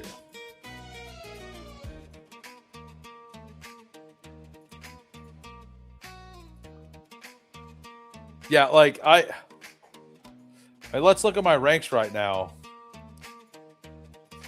I have Branch 5 spots ahead of ADP. I think that he's a good upside swing right now. I can admit whenever a player with some buzz like gets a very good landing spot. This is the same exact thing last year as like RJ Harvey over some of the players that I like. His landing spot was undeniable. Now I wasn't out on RJ Harvey as a prospect. I thought he was like running. I had him like running back 8 or something last year. And he was better than that, right? But he ended up being better than that. The NFL thought he was better than that. At least one team did. But I still thought he was more of like a late round 4 prospect, not a round 3 prospect. And I think that was kind of proven correct. Oh, yeah. I think he's better in PPR. Like, I agree. It's the Falcons. Don't bring another wide receiver. Branch should have a really, really nice season. I will say I have Jahan Dotson draftable in Eliminator. I think Jahan Dotson for Eliminator specifically is a solid pick.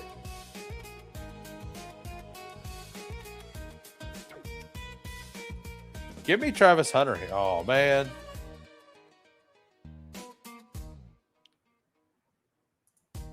So Omar Cooper would be fun.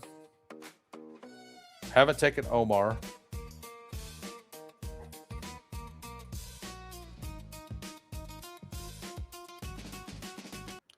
All right, it's Omar Cooper time.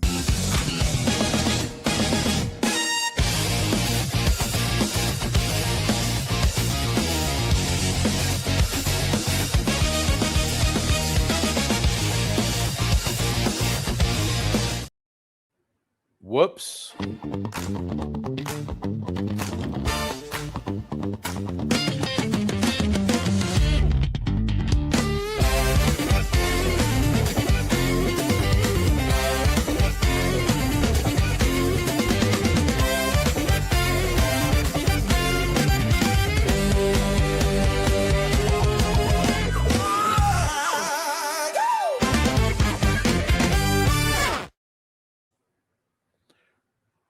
Nailed it.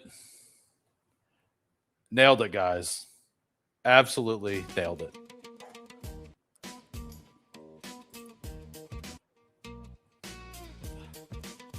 I'm going to take a share of Zach Charbonnet here. I'm just going to do it. I don't love it. We're just going to take a share. We're just going to do it. The 3 of 12 does make it a slightly better pick.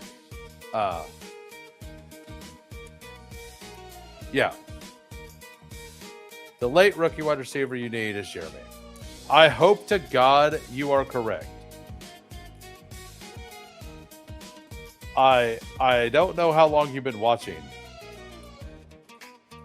But pre-draft best ball, 249 teams. Jeremy Bernard, 23%. I hope that's correct. Emmett Johnson did not get he got a fine landing spot, but not like he also didn't get the capital we wanted. And then Omar Cooper, I think, is still fine. Even though the auto drafters won't touch Bryce Young, or even the auto drafters. Yeah. I honestly don't think this room has many auto drafters in it. So like Dave already has three quarterbacks, right? I assume he's auto drafting and he's got 3 quarterbacks already. And I assume that he has his rank set to 2 max. Well, this guy doesn't even have a quarterback yet, and he won't touch Bryce Young. This guy is 0-4-6-4.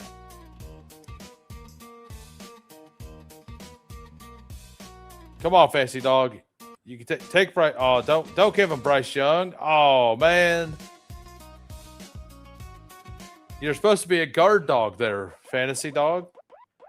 Where's our guard dog at? I guess Aaron Rodgers was there too. We needed you to play guard dog today.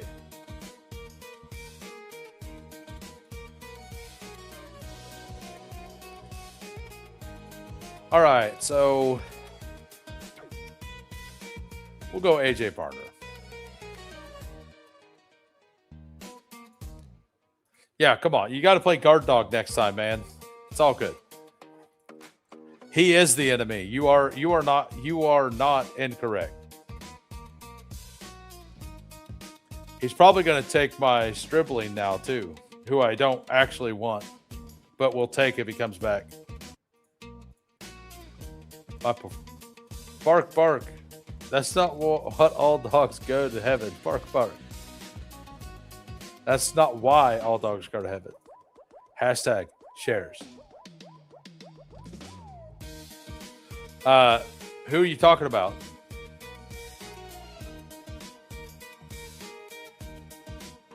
So Stribling, I moved him down in my ranks too. I don't love the price. But it feels like somebody's got to be a win there, right?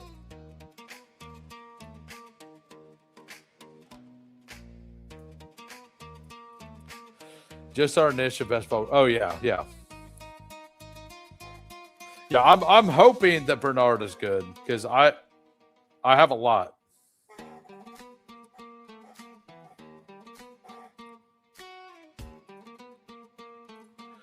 I'm going to go name the auto draft. Real quick. I'm debating on if I want to do another draft or not. Lamar, that one was the real draft.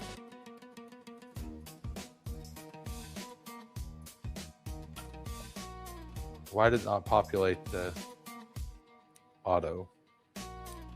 Okay. Yeah, that was the auto draft.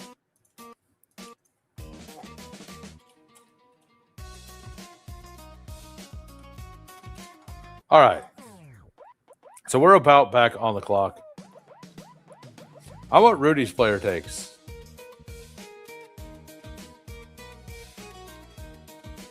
Your haters don't want you to do another draft. Just saying. Don't let them win. Yeah, I mean, I guess we could just do another $1 draft. Like, tomorrow, I'm probably going to do drafters.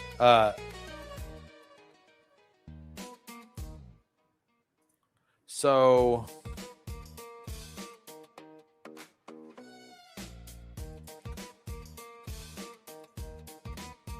let's go with Kamadi Vidal or Pat Bryant or Christian Kirk. We're going to take Christian Kirk, get the double stack down there. And then we might just throw on Ollie Gordon onto this team.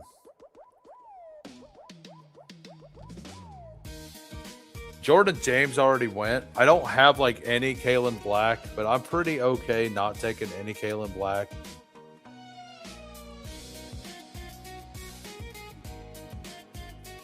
I spent money on myself and got a new off. Ooh, nice. I need to do that again. This one's starting to like finally fall apart. It's been 4 years. Let alone draft, chat, and be funny. Got it. Did I nail it? So we got one draft. We got one review to do. We got my review and we got Sladen's review.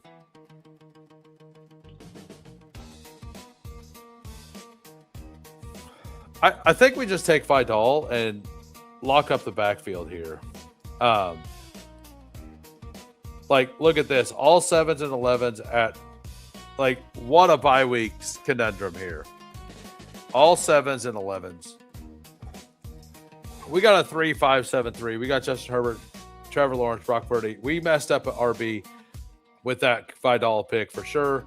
Because of the 7 and 11 thing. We got O'Brien Hampton, Josh Jacobs, Rashad White, Zach Charbonnet, Kamani Vidal.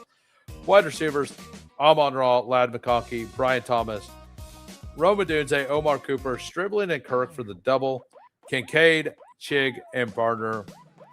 And we also aren't going to get help in week 7 there. We're not going to get a lot of help in week 7 there. So week 7, we probably die. We probably die week 7. If we don't die week 7, this team has a chance. Give me tongues. Sorry, Sladen. I'm not giving you no tongue. Nope, not happening, sir.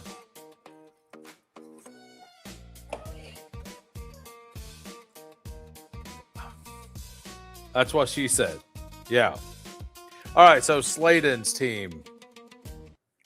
We got a 2-5-9-2. We got Jalen Hurts, Jackson Dart,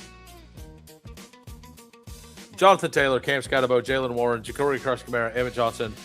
Wide receivers, Malik Neighbors. I like him more in this contest because of 3-12, just like Charbonnet. We got Christian Watson, Matthew Golden, Stephon Diggs, Rashid Shaheed, Ryan Flournoy, Debo Samuel, Adonai Mitchell, and Dontavian Wicks. Well, you're building it right, trying to get Malik Neighbors through, and then Bowers and Tongues. Very solid all the way around. I think that the way this is done, like the Diggs pick and then the name Diggs plus Debo to try to get Neighbors through. I've only taken one share of Neighbors. I think I did the same thing. But all right, we're going to jump in another little Dalmatian. And we're going to jump in 15 seconds. We never leave the grind. Fury, endless, breaks, relentless, fantasy, reigns, who waits, immortal.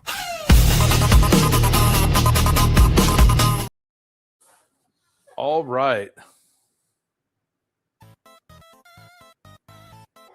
1 second.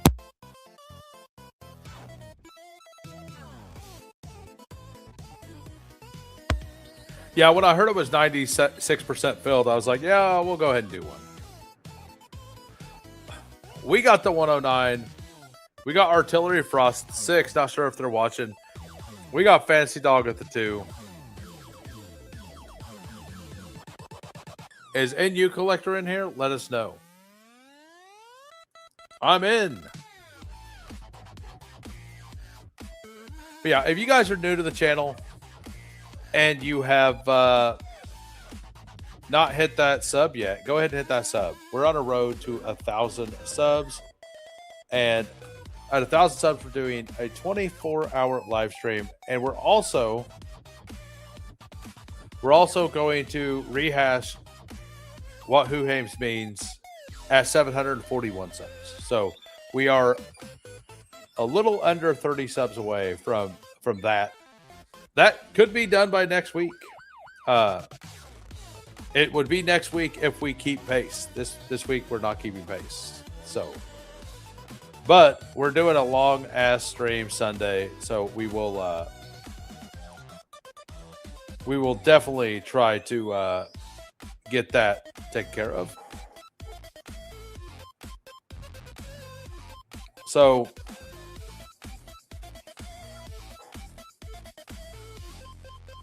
Artillery and 5 in mine.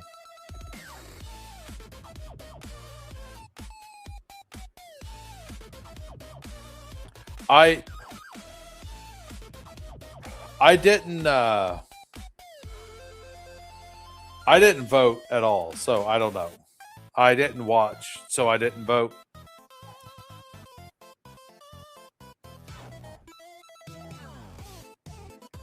I mean, I watched the Bash episode, but that was because I wanted to be on the Bash. You know.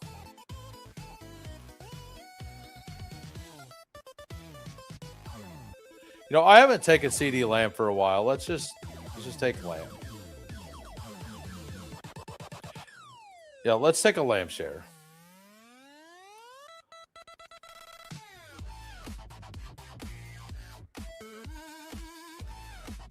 And you, Collector, I'm in your pod, number 12. I think you'll make 1,000 easy before the season. Your production is definitely top flight. I mean,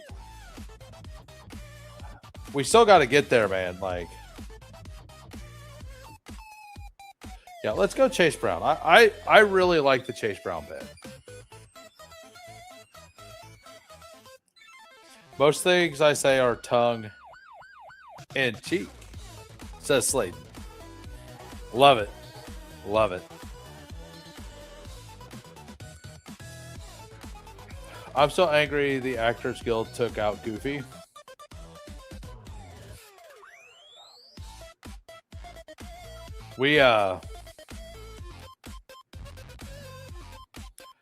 I mean, I'm not gonna lie. I was rooting for Goofy plus Emo because I've had interactions with them and I know them, right?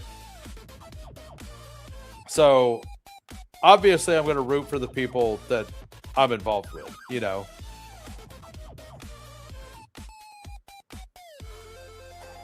But I mean, it's been really good for Goofy. Like the product was really good for Goofy, if nothing else. So.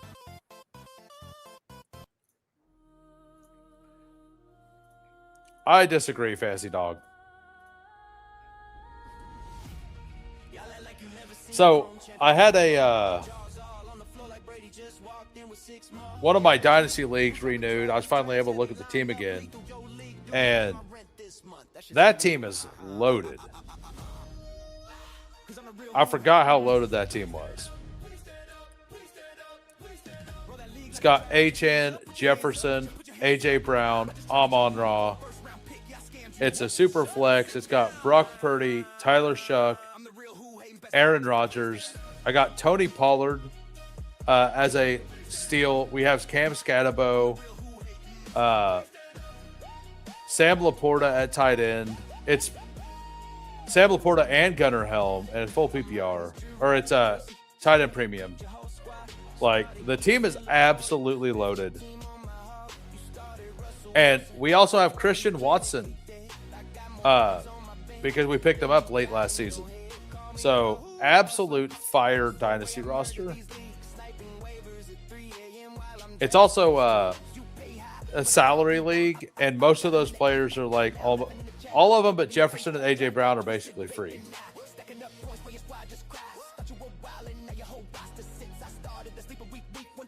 All right, so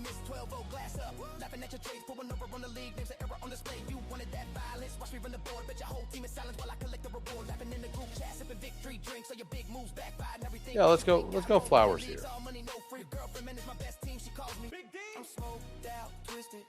How much Scatterbo do I have with Lamb?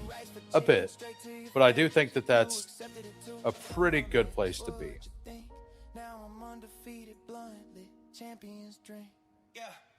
I don't have any Garrett Wilson with Flowers though. Let's do that. What about Terry?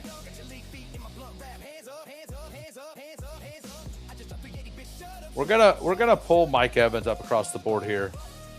We got Chase Brown, CeeDee Lamb, Zay Flowers, Mike Evans.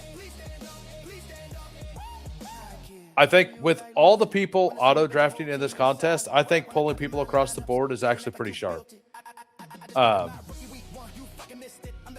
also don't think the difference between Mike Evans and these other players are really that big. So it also leads me into like half the time at 80, 81, Mekhi Lemon is there.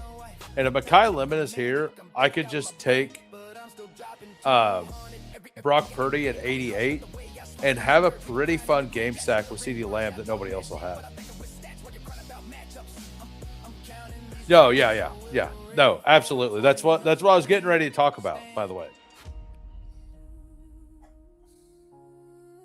Yeah, unless it's Bryce Young, right? If it's Bryce Young, you can push him however long you want, apparently. We're gonna have a championship here. But those of you who were part of the member stream last night, or anybody who went back and watched it, did you enjoy it? Was it fun? I know JT's upset that like nobody voted for his players, but that was going to be part of it. Like some people were just not going to have any of their players voted for.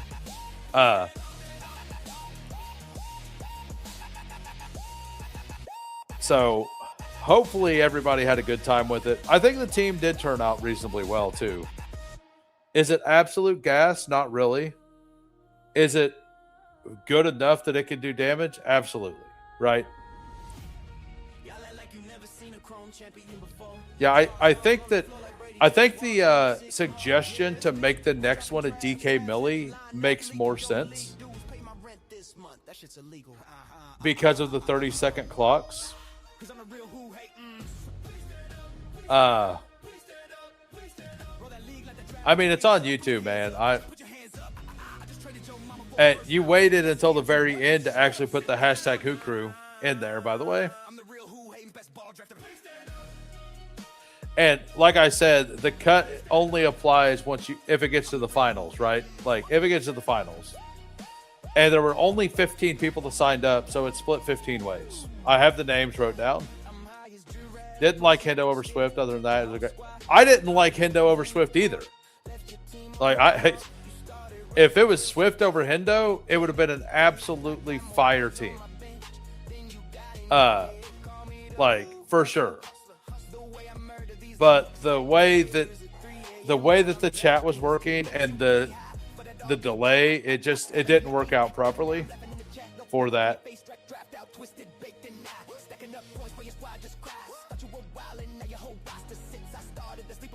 I have more Bucky than I expected. I need one of these wide receivers here, or running back. So we're going to take Tootin over these wide receivers I do like more.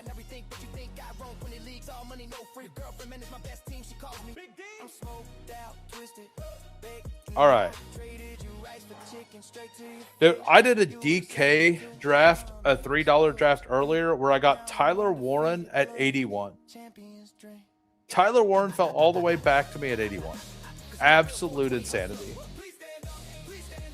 We ain't trying that here. We're just taking them.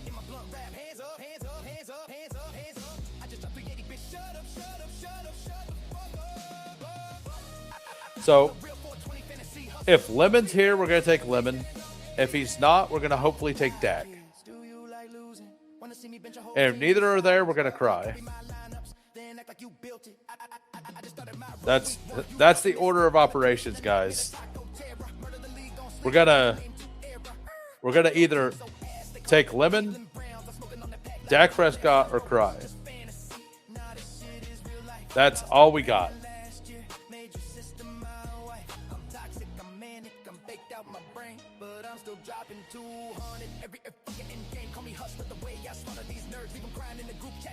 Oh, Leg Up's doing a Dalmatian.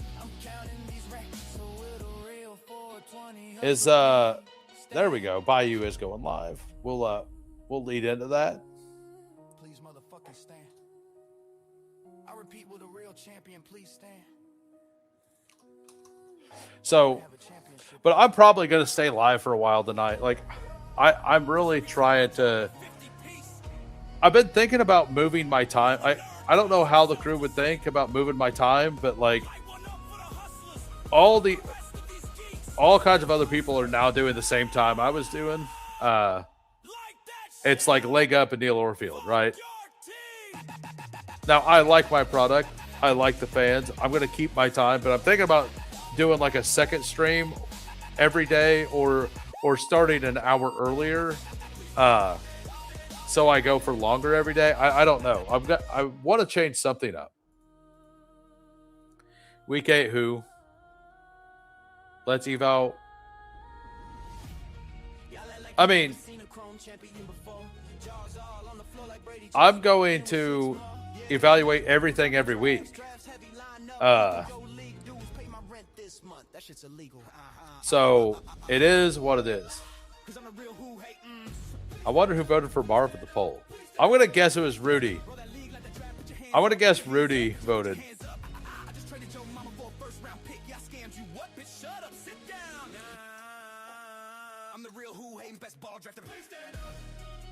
All right, so, I mean, we actually don't have a charger this time. So Dak is option 1 here. And then it's probably Ramondre. All right, so maybe it's Alec Pierce. I mean, if he's what do we want to do? Do we want to?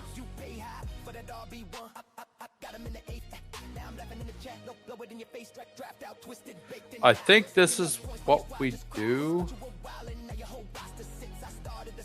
And I think we pull up. Like, if Herbert's still there, we just take him, I think. But we're going to go ahead and pull Brock Purdy up. And we set up the Indianapolis double stack, right? So we took, for the audio listeners, we have a 1-2-4-1 right now. We have Brock Purdy, Chase Brown, Paige Hall-Tootin. Wide receiver, CeeDee Lamb, Zay Flowers, Mike Evans, Alec Pierce. Tight end, Tyler Warren. So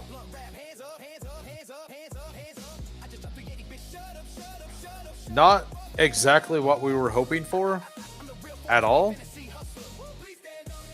Makai Lemon went at 67 to Artillery Frost.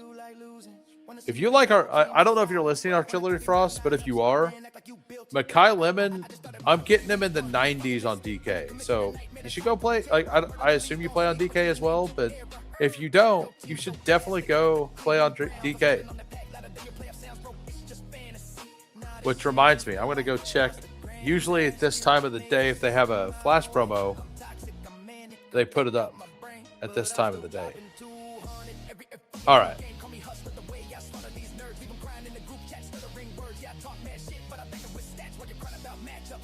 So, no promo yet.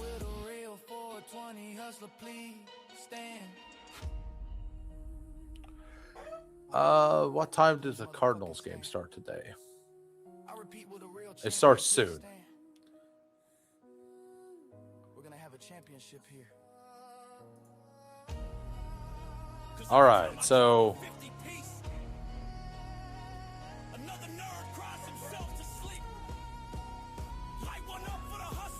but yeah, what do you guys think about me doing my Dalmatians recorded videos for the days I go to work?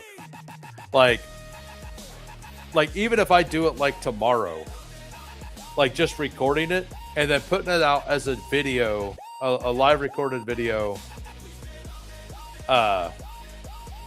on Fridays, because I'm probably not live streaming on Fridays. I think that's what I might start doing, is finding a random draft and putting out a draft that's not a live draft, that's just a recorded video for Friday content. What do you guys think about that? Lemon, bad pick, so you're getting recommended a different site. So you're getting recommended a different site. Yeah. No, it's the same thing as I did on DraftKings last year. I had like 27% burden, and I had like 4% on Underdog. Guess who the Jags' new pass game coordinator and assistant head coach is? It's that's who it was last year, right? I believe that's who it was last year also, sir. I don't think that's a new thing. I think that's a known thing. All right, let's go with him and see if we can't get one of these guys back around.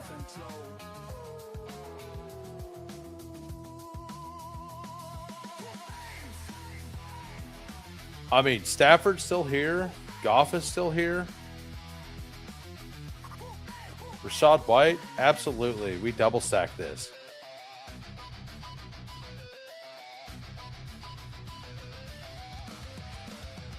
Good idea. You can do that thing. Inform us. Well, I'm not opposed. Like, I'm going to do a stream draft of a regular Dalmatian at some point. I also don't want to do them yet. I think that contest is going to be open for a little while. So if I think that contest is going to be open for a little while, why would I do it now? It's 20% filled, but like the Pitbull done the same thing, right? And the Pitbull is now just 74% filled. I still have 4 of them to do, and I honestly, I don't feel like a rush to go do it. either.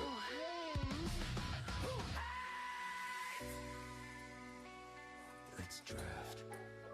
I'm waiting on drafters to post a another mini or a super flex or something as well.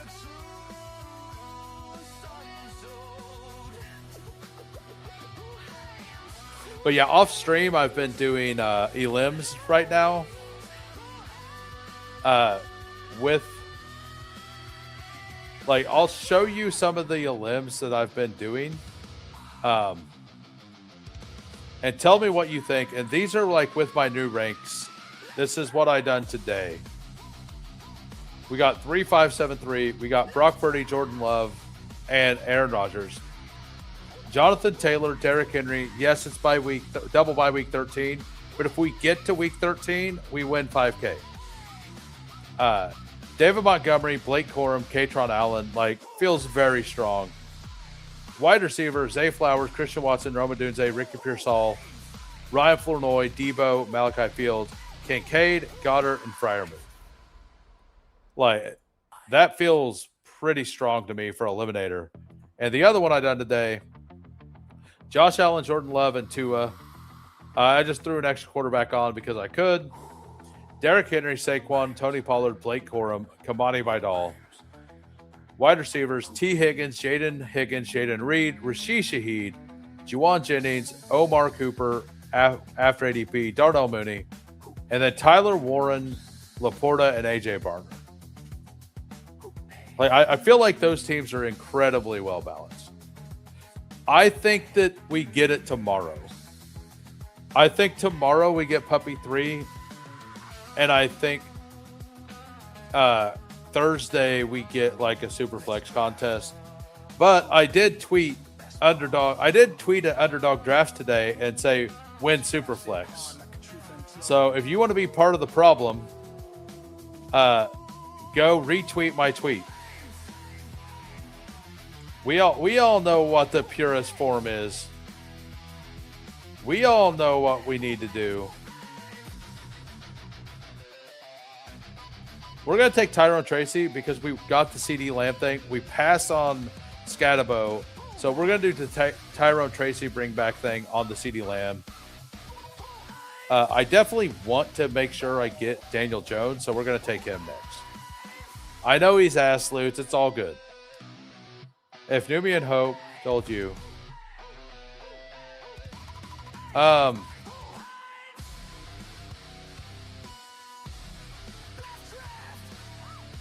Told you the next Frenchie was your choice. What format would I pick? I would want a...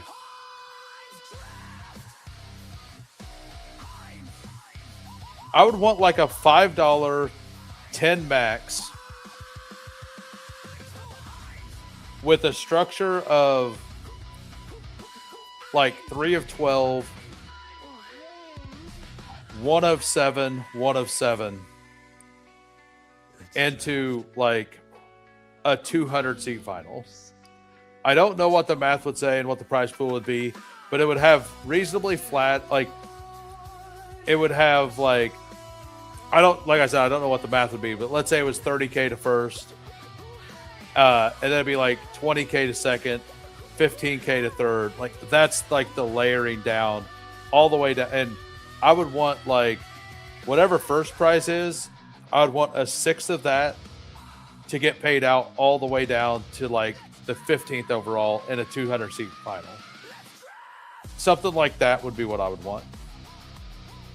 Like I said, I don't know what the math would be, how many entrants it would be, like with a 1 of 7, 1 of 7, or a 1 of 6 final. Like a 10 max $5, I think it'd be a lot of fun. With a 3 of 12 advance. I think that could be a pretty fun style. And obviously it'd be super flex. I mean, they wouldn't make it super flex because of the 10 max, but a super flex sprint, got it. I think that This would be like, and here's something else. Like, what if we do a total points for the first 10 weeks of the season?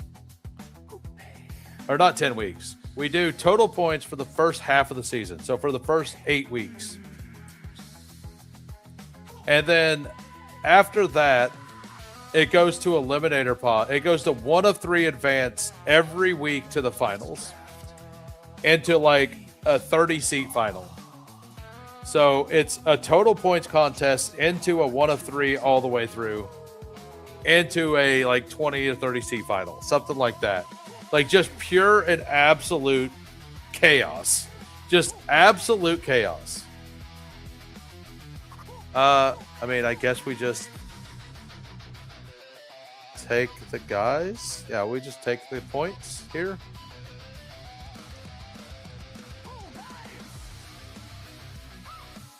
I want the reverse sprint week 1, 2. Yeah, so that's kind of what I was saying.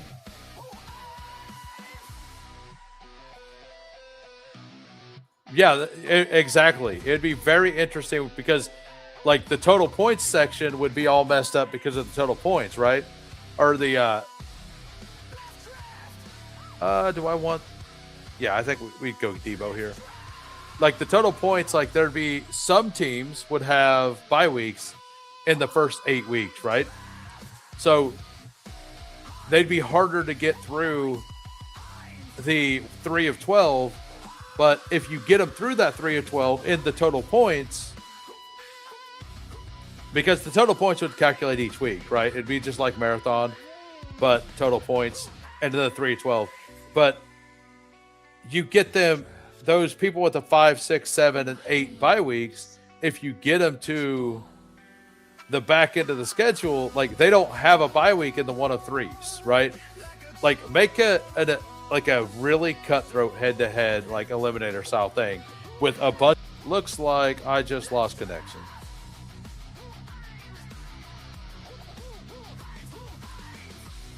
So I don't know what was going on there, but it looks like I lost connection. Let me know. Did I not? I think I've got connection back. So for the audio listeners, we got a 2-4-5-3 right now. We got Brock Purdy, Daniel Jones, running back Chase Brown, Bashaw Tootin, Kenneth Gainwell, Tyrone Tracy, CeeDee Lamb, Zay Flowers, Mike Evans, Alec Pierce, Deebo Samuel, Tyler Warren, George Kittle, and Brenton Strange. I hear you. All right, good. Good deal. By the way, if you guys are new to the channel, go ahead and smash that like. Yeah, it looked like it lost connection for like 5 to 10 seconds or something.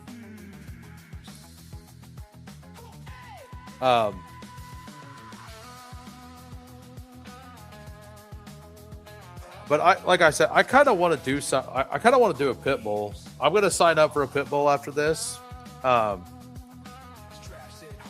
And I'm going to go use... Actually, after my next pick, I'm going to go use the restroom real quick.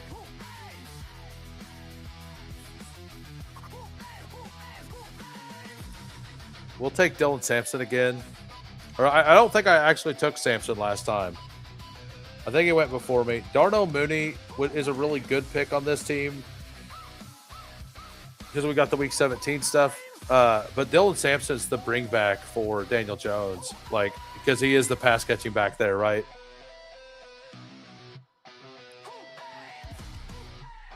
But we're gonna enter chair stream mode for a minute.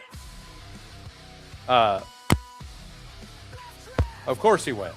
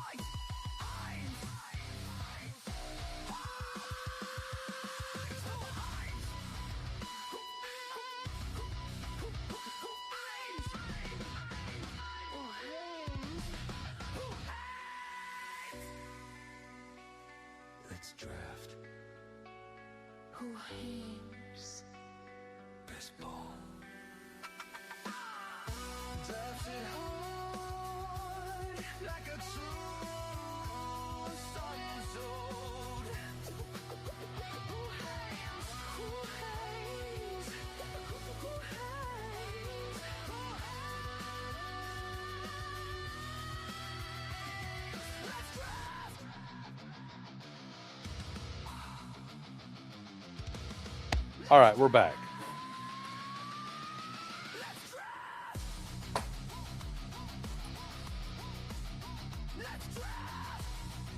Rip, little dummy. Yeah.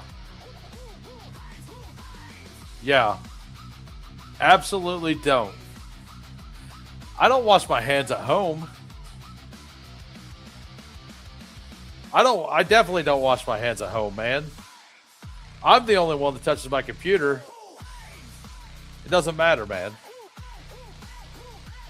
I didn't pee on my hands. If I'd have peed on my hands, I would have washed them, you know? I didn't miss the target. It's my mouse. It's yeah, it's my mouse, man. Who cares? Who doesn't care? I'll tell you that. Absolutely. Yeah. I only wash my hands for twos, brother. Yeah, exactly. Like, George Carlin had a really good skit on that.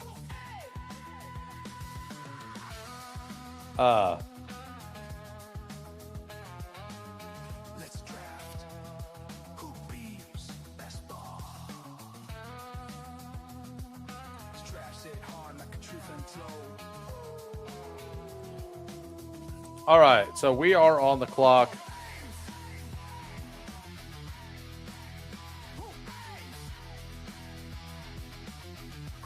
We're going to take Malachi Fields first.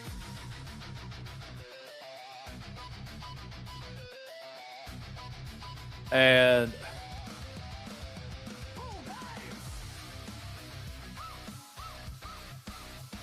let's go with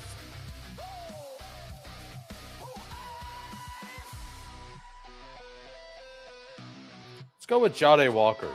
We're going to take a Jade Walker share.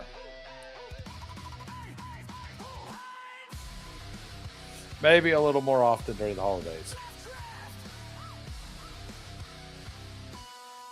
Biohazard. I mean, I'm going to guess only half of you guys wash your hands when you pee.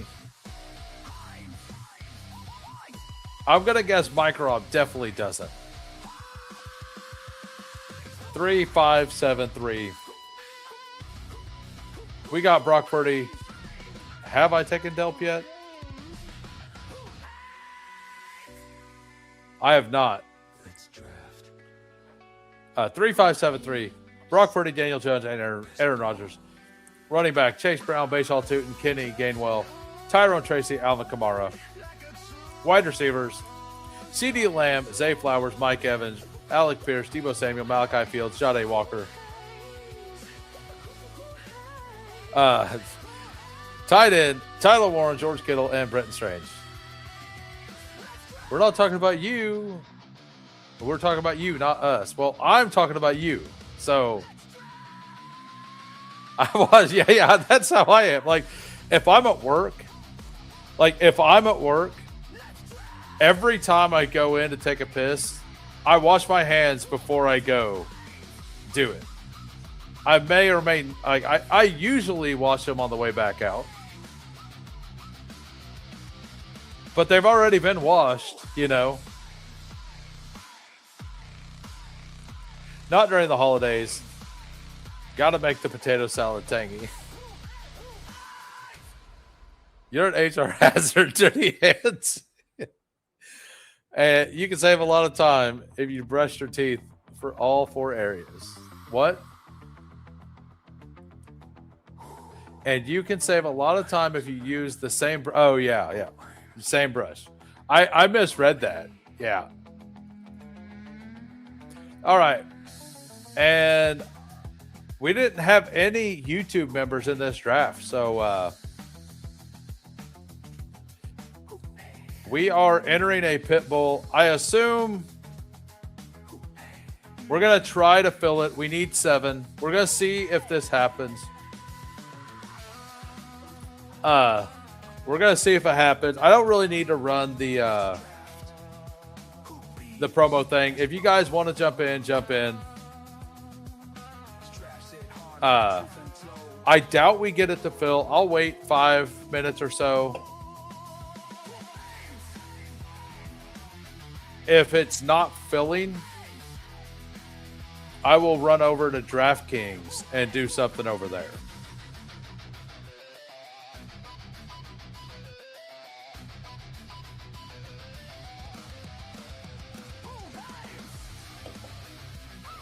We got this.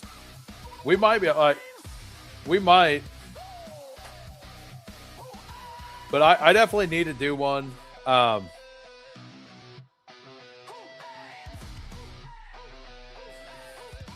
hyperspeed tutty.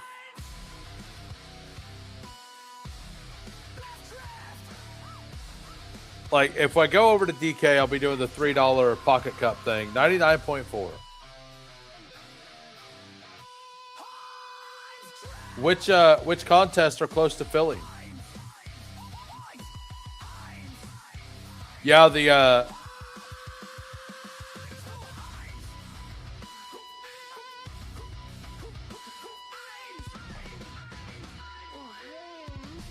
so I'm looking right now.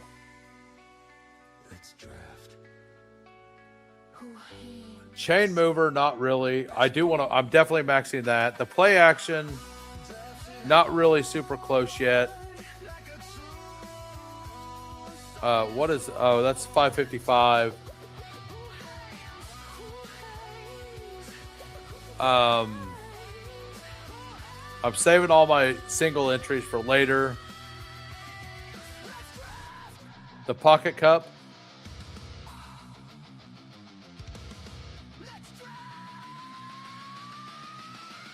Oh, this one.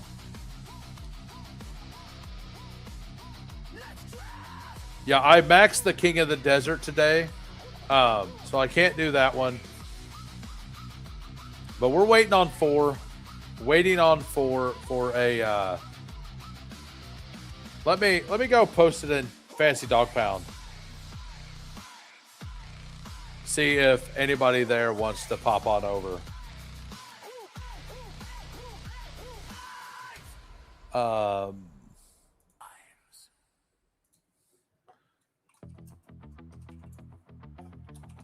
Pitbull plus 4.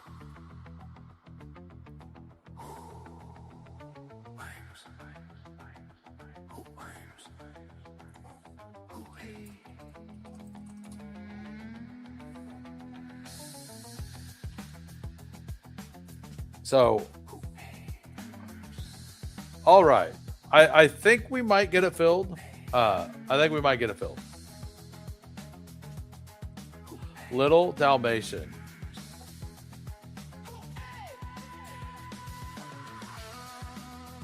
I'm pretty happy with the amount of Dalmatians I got done. No idea why that happened. Yeah, and if not, we'll wait a little bit. I want to get this done.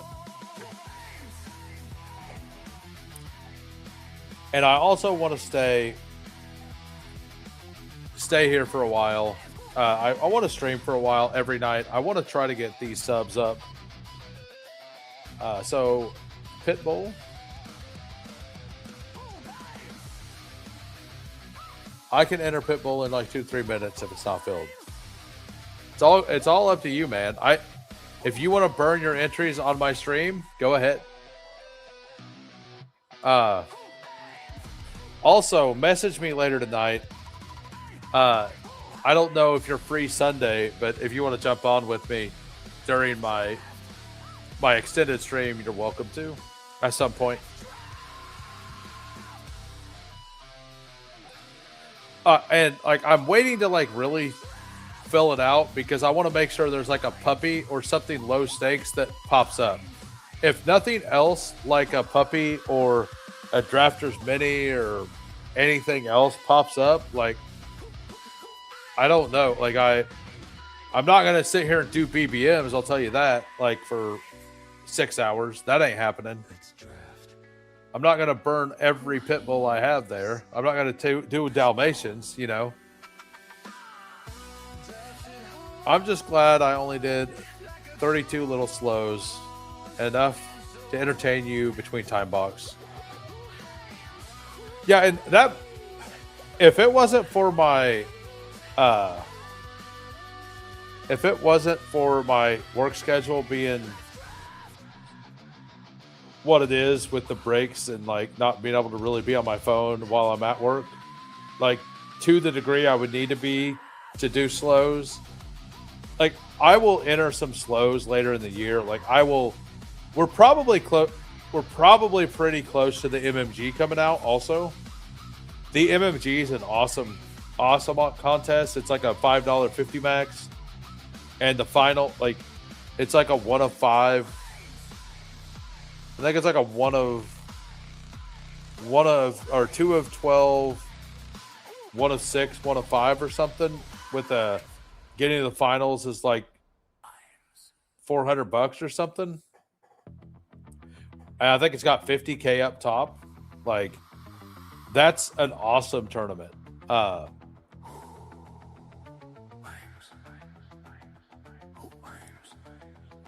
Well, we stalled out. Hope like Hartman will be +2 when he jumps in.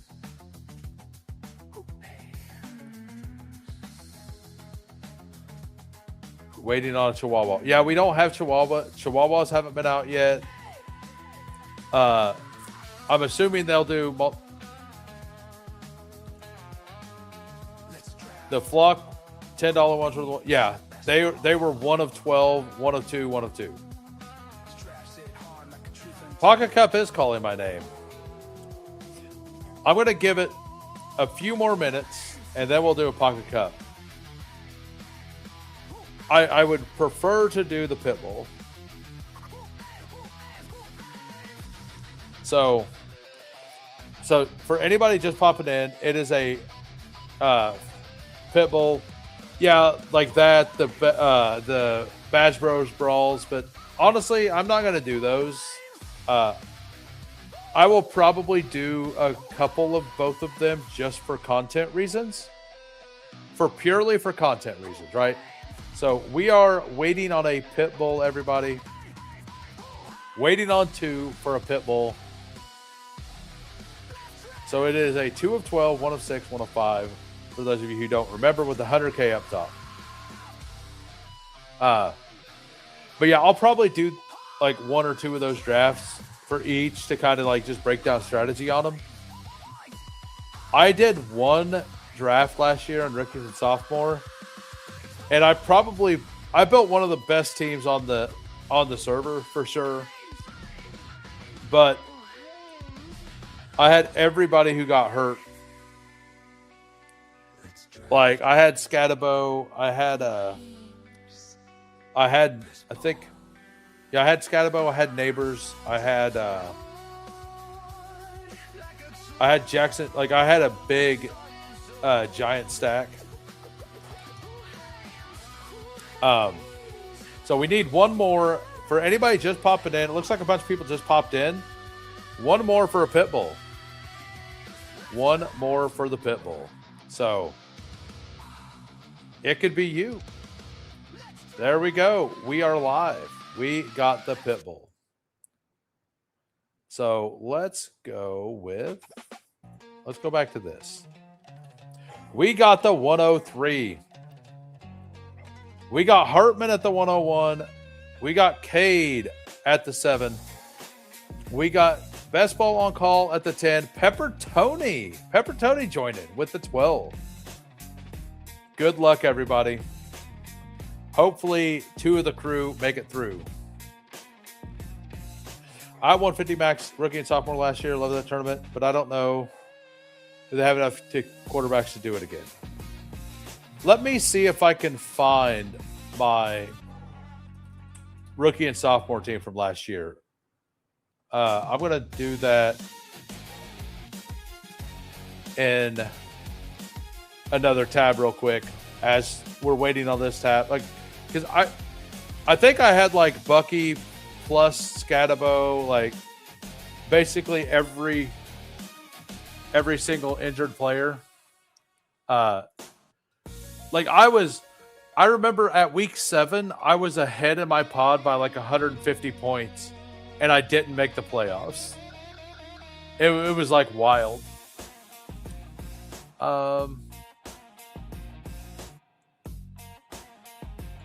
Here it is. 1 rookie and sophomore draft. I got second still. I took Jamar Chase. It's fine. So the team was Bo Nix and Caleb Williams, Bucky Irving, Hampton, and Scatabo. Like, that was fire. And then I punted. So Hunter, he got hurt too.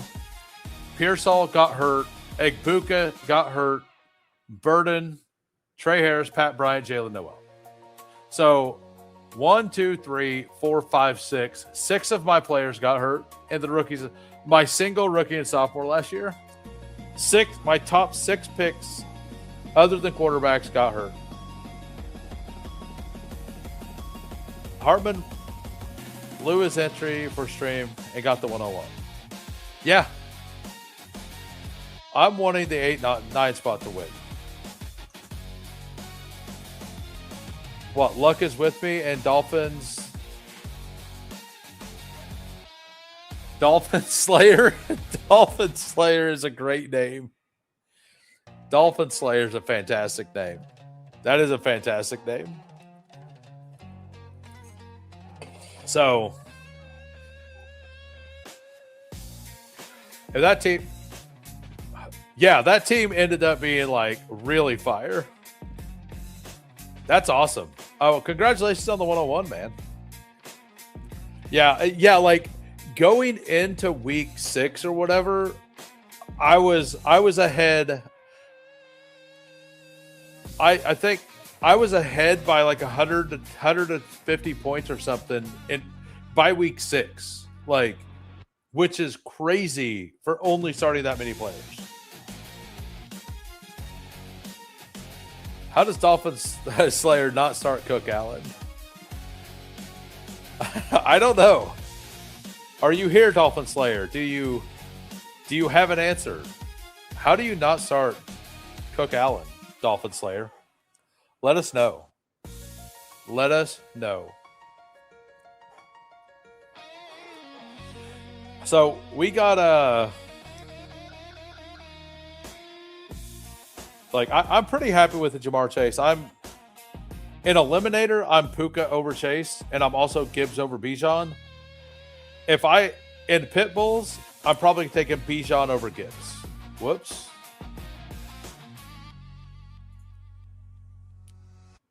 All right, so I have a bunch of Chase plus Bowers. I want to not be tied to that. I also have a bunch of Chase Nico. I know Rice isn't going to come back. So I'm going to go ahead and just take Rashee Rice here. I think this is kind of where he needs to go. With the tight end value late in the drafts, I have finally capitulated to not really liking the Bowers price as much. And this 15% isn't like accurate, by the way. Let me redo the exposures real quick on that. If I remove the little Dalmatian,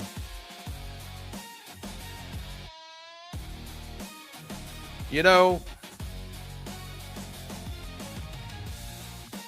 gonna pull up. We're gonna go 0 RB start here. We're gonna go Jamar Chase, Rashee Rice, and Zay Flowers. So if I remove the Poodle, because remember, I did the poodle with where I put Brock Bowers at my 112, and I drafted the whole thing like that. So I'm basically at 8% Bowers. But I did that for that contest. I don't regret it. I think it was a lot of fun. I have some fun teams out there. But I don't think it's right. Every single one of those drafts, I was getting to the end of the draft, and it was just like awesome picks left. Like at tight end. There's that one, basically rounds 11 through 14 is just like tight end zone for ADP. So yeah, I just changed it, and Bowers is 8.6% if I remove that contest. So we do have a plan. We have Chase, we have Rice, we have Flowers. We're hoping to get one running back here and probably just take Lamar at 51, unless Peppertoni takes Lamar now. James Cook, Derrick Henry, I like it over here. Best ball on call, Lamb, Barkley, Neighbors. Not scared of the Neighbor stuff, huh? Cade from the 7-hole, Amon-Ra, Achane, and Trey McBride at 31. That's the range I start thinking about him. Hartman, Gibbs, Bowers, Love. Feels fine. Like the wide receivers at the 4-5 turn are like, I think maybe the strongest point in the entire draft, right? Like it is a very, very strong section of the draft.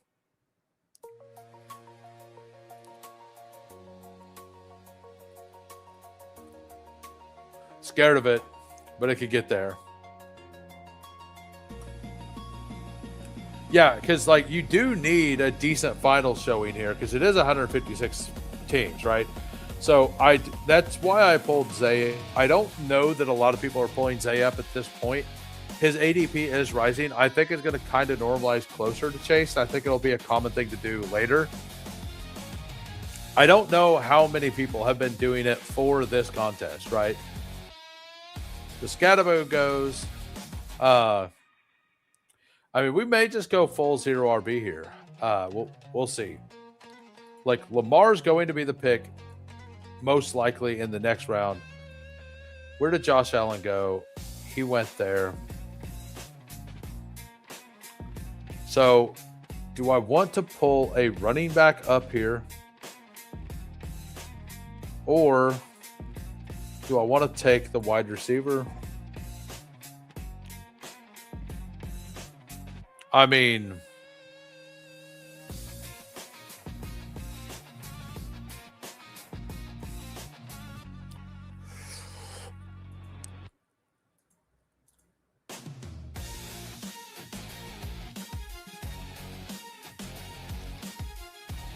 if Burden comes back, we'll take him.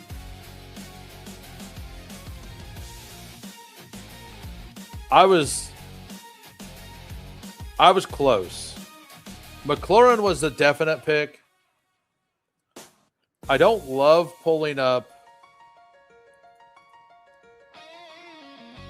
I might skip Lamar and just be fine being in that game and take a running back here. I think that's what I do. I think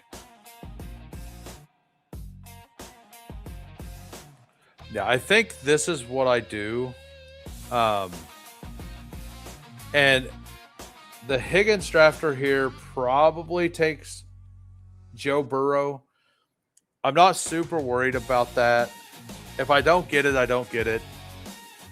I think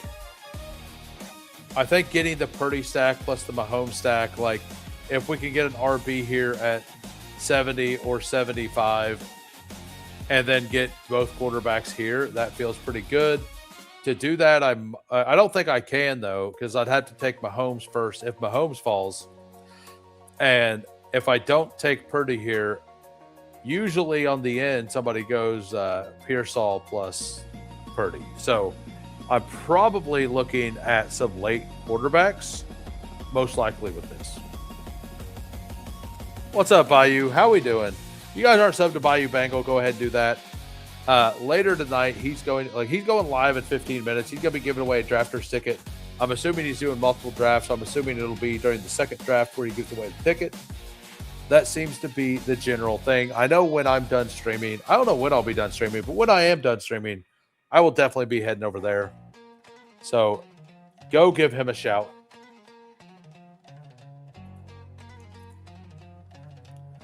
We got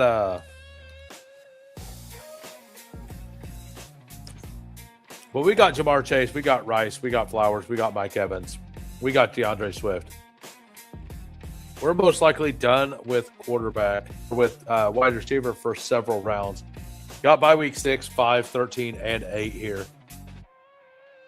So Lamar goes to Dolphin Slayer. Hopefully that means that they're doing the Lamar solo bring back to Higgins, and they don't take Jamar Chase or Joe Burrow. If they take Burrow, it's perfectly fine. Like, I made my bed when I decided to take Mike Evans over DeAndre Swift, because I could have went DeAndre Swift plus Lamar Jackson, which I would have felt comfortable with. But I decided I wanted the Mike Evans upside there, the touchdown upside for an offense that we do believe in, right? And worst case scenario, like, we might get all the way back here, and I'll just take naked Jaden Daniels if I need to, or naked Justin Herbert. Like, I'm not scared to do that. Yeah, Mike Evans he feels like a really, really good price, right? Like, the Evans price feels so good. Like, him plus Waddle. Waddle, so yeah. Like I said, Waddle goes all the way over here. Like, I've been taking a lot of Waddle, partially because the price of Bo Nix is like so good, right? The Bo Nix price is awesome. And with the Bo Nix price being that good, like, I just like to take him whenever. Like, it just feels really good. All right, so this is definitely the order for what we want. We're going to get one of these guys. I'm pretty happy with whatever. The Burrow is the definite want. Jadarian Price is still on the board. That is interesting. It's probably better that you know what? I'm going to make them take naked Burrow on me.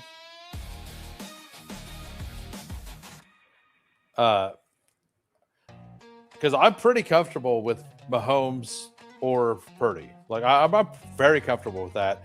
And I think Tony Pollard, because I'm pushing running back, is a much more important piece for this team.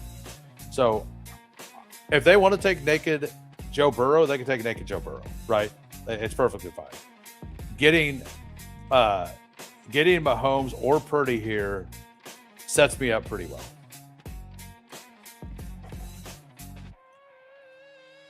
So Armadillo here, if he doesn't do that, I just go Ramondre. And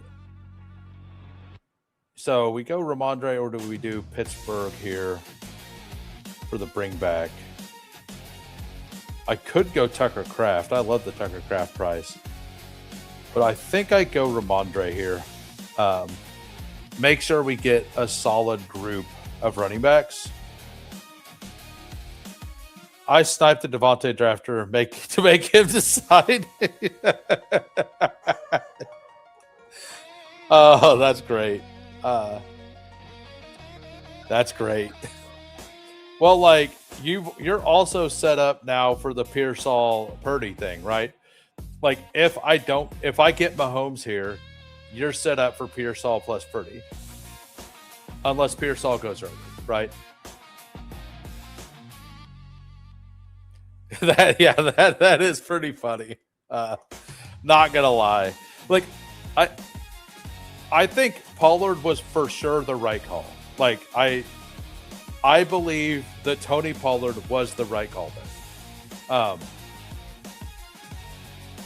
I think Tony Pollard by the end of this is going to be going more like 64. So I don't regret this at all. It was close to working out to get him, but I'm also kind of in on Ramondre Price. You know, like this could have been one of those. Let's get my Jalen Warren exposure to like more correct, but I do prefer Ramondre by a bit to Jalen Warren.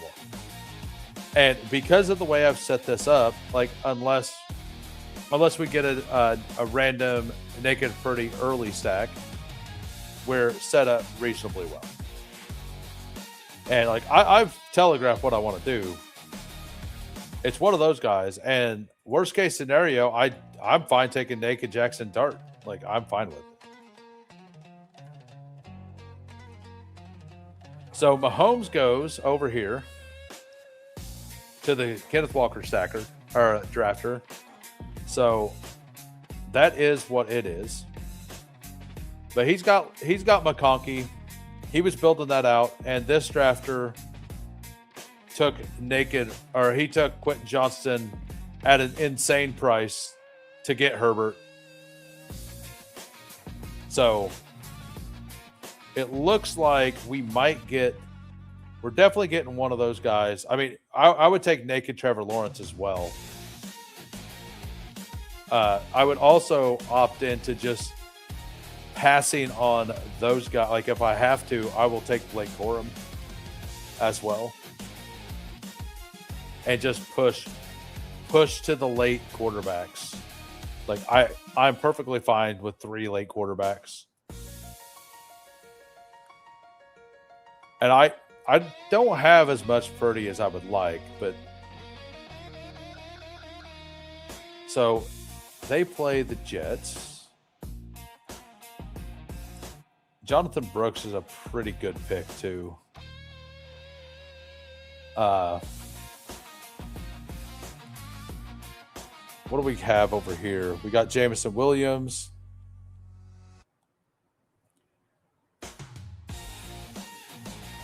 So that's off the table. So yeah, it's one of these 2 picks. For sure.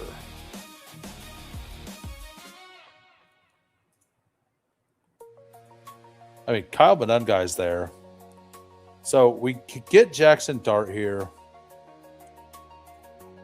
Could take him. Could take Benungai. Based on my ranks, it likes either one of them. I'm going to take Laporta. We're just going to do Laporta. I'm going to continue to push quarterback. Like, if it's not going to work out, we're just going to continue to push. And we're going to be very, very strong at every other position. I'm just not going to bow down to the room. We're going to force them to do other things. Because, I love this team right now. We got Chase, we got Rice, we got Flowers, we got Evans. Swift, Pollard, Stevenson feels very strong. Like, on the way back over here, like, I'll be able to get, like, Daniel Jones or CJ Stroud or something, which I do like.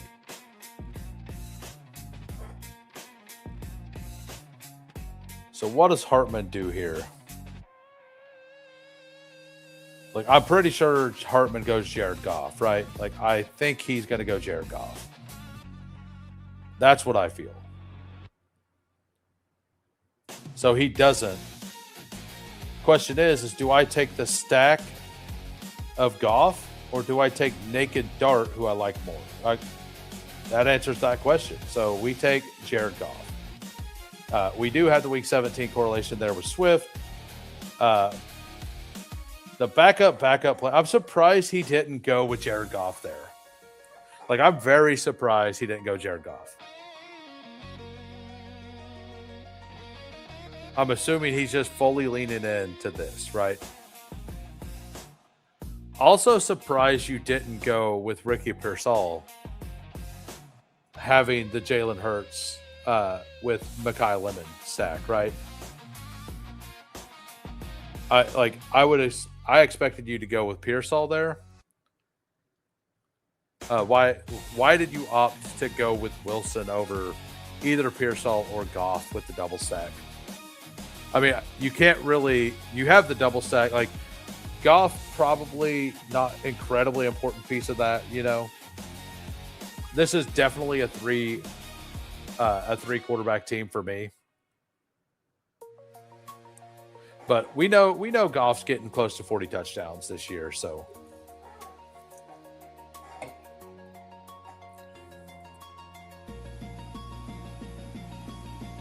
we got Jonathan Brooks is still there. The Chuba drafter passes on him. Peppertoni might get Jonathan Brooks here. It'd be a very good spot to take him. Bo Nix was the definite pick, and Rachaad White over Jonathan Brooks. Interesting.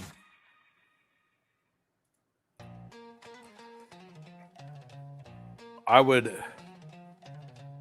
love Kenneth Gainwell to come back. That ain't happening. I'm pretty okay with Wan'Dale Robinson. Setting up another back stack as well. I don't have as much Wan'Dale as I would like either. Like, I think Wan'Dale is a solid price. Like, I have him just barely at ADP. Brooks was the only back there that missed my buys.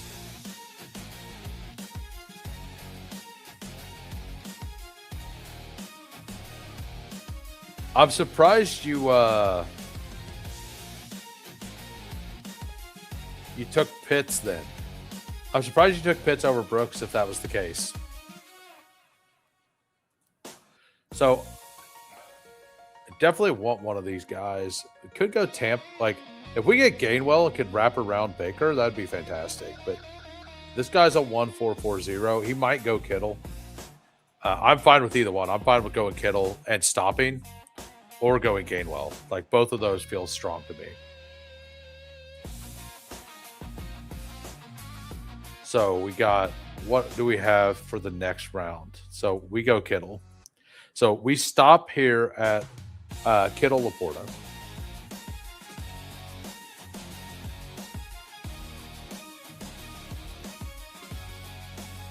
So the Purdy drafter takes naked Purdy in front of me, and then doesn't take Kittle for the stack.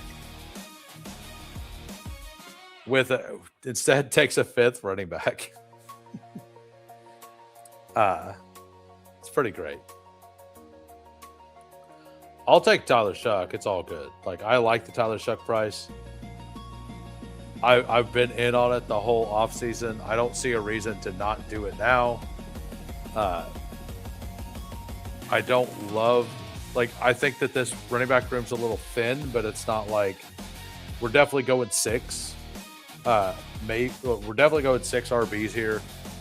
I'm going to take whichever one of these running backs or quarterbacks is available here.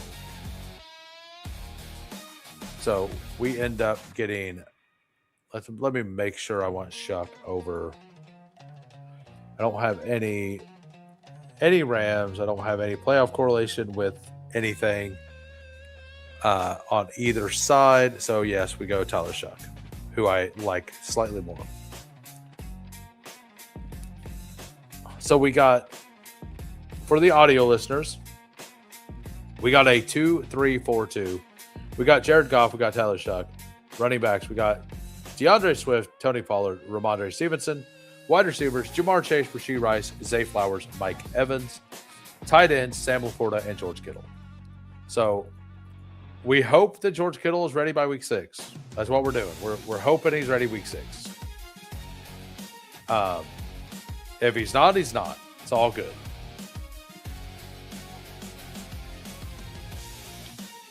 You like Pitts more than Fannin? I mean, I get that. But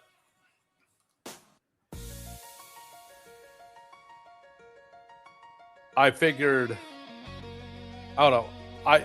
I just have Brooks rated pretty highly, right?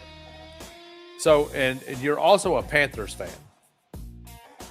So passing on Brooks to get Pitts when I think the ADPs are actually in favor of Pitts or in favor of Brooks instead of Pitts, well, it was just surprising to me, right? Like I figured maybe you would be in on the Brooks price. It's not like you're invested in Chuba instead. I don't know. Like what's your take on the Chuba situation?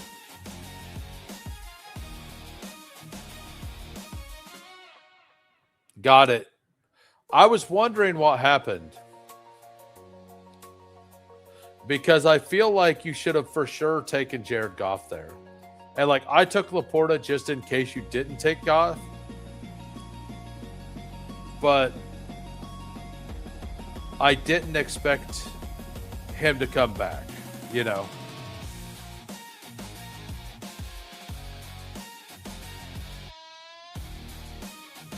All right, so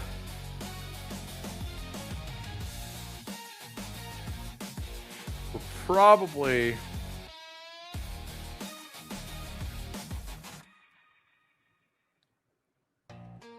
what do we want to do here? I want to take CJ Stroud, I think. Or not. All right, we're going to take Woody Marks. Then we're going to... What do I want to do here?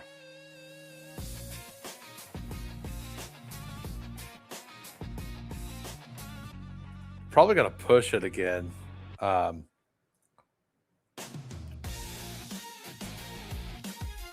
Hartman taking Daniel Jones there is pretty great. All right, so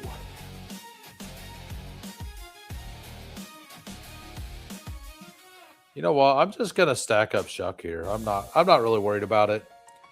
I think the Woody Marks pick helps this team out immensely. I'm not like super comfortable stopping up 5 with this team, with this group, but I could. I like Shuck a lot. I don't think I'm going to stop. Like, I think if I had to stop at 2, I would stop at 2. But I feel decent at every position. I want to get to 6 RBs, though. I don't know if I can afford it unless I, like, double tap wide receivers here. And I'm fairly positive that I'm not going to be able to get another quarterback back. And I'm not going to take like a Jacoby Brissett or a Tua on this team. I don't really think that they're reasonable picks. Like the only one I'd really take, like I would, if I would have went with Cooper, I would have maybe taken Geno. I thought about taking Bryce Young there. I didn't. And I do like Aaron Rodgers, but I doubt he makes it back. What's up, Nice and Blunt? How we doing? Oh yeah, that's probably happening. Maybe. Brooks still got to see it to believe it. He showed flash for like 30 seconds. I'm trying to land the plane with both wings on fire. This is a tough room. This has been a tough room. And it all started when like I still fully believe that taking Pollard over Burrow was the right call. But this, right, like the Kenneth Walker stack over here, I've done this and I don't think it's wrong. Like I'm not upset at that because I think it's fine. And he's probably going to want to take Tyquan Thornton, which he may or may not have access to. I mean, I would love any of this here. So, yeah, this is probably what we do. So we do get Aaron Rodgers back. That makes us feel a lot better. Even if he's just there for bye weeks and we're not stacked up, I'm perfectly fine. with it. Probably go with this. We could double stack Detroit here. I don't like the Tesla price very much, but we could do that.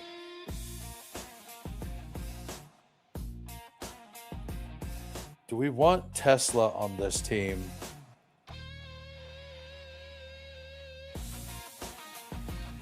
I think we do Tesla here to get the stack with the quarterback. Get the double stack there. I think that makes some sense.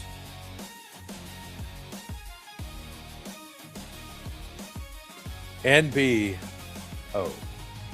Yeah, so I don't know if we'll be able to get Jeremy Bernard's a clear target. If we don't get him, we don't get him. It's all good.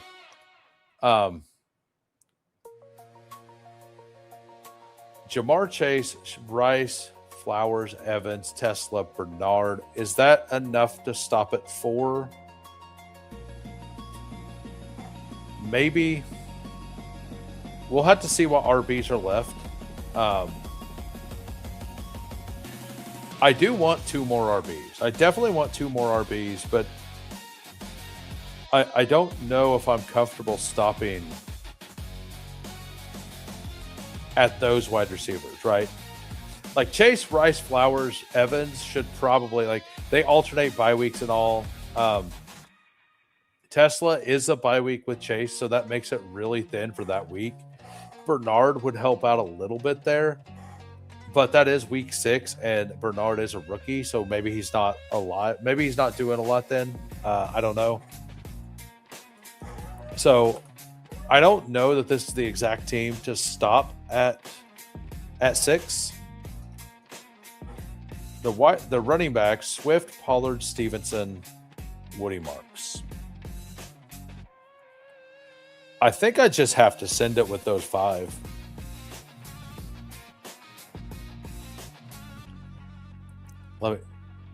I like those 5 or those 4.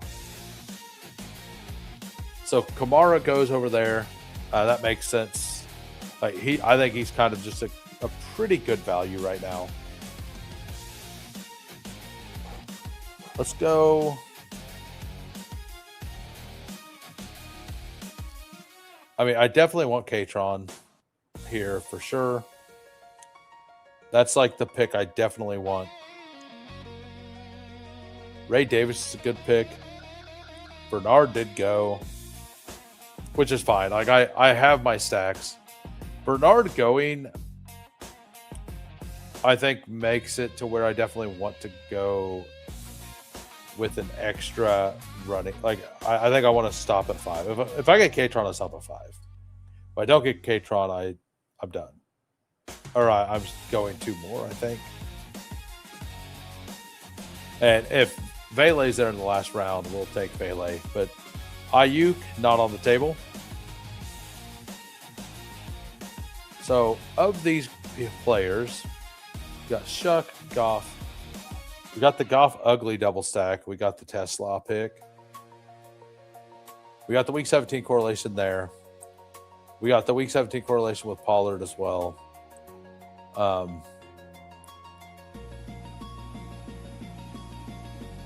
Do I want to do this?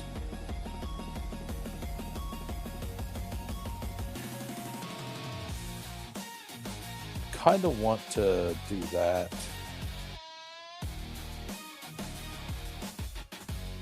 I also kind of want to just take Tyquan Thornton so the guy at the end can't take him. The guy who pulled Mahomes up.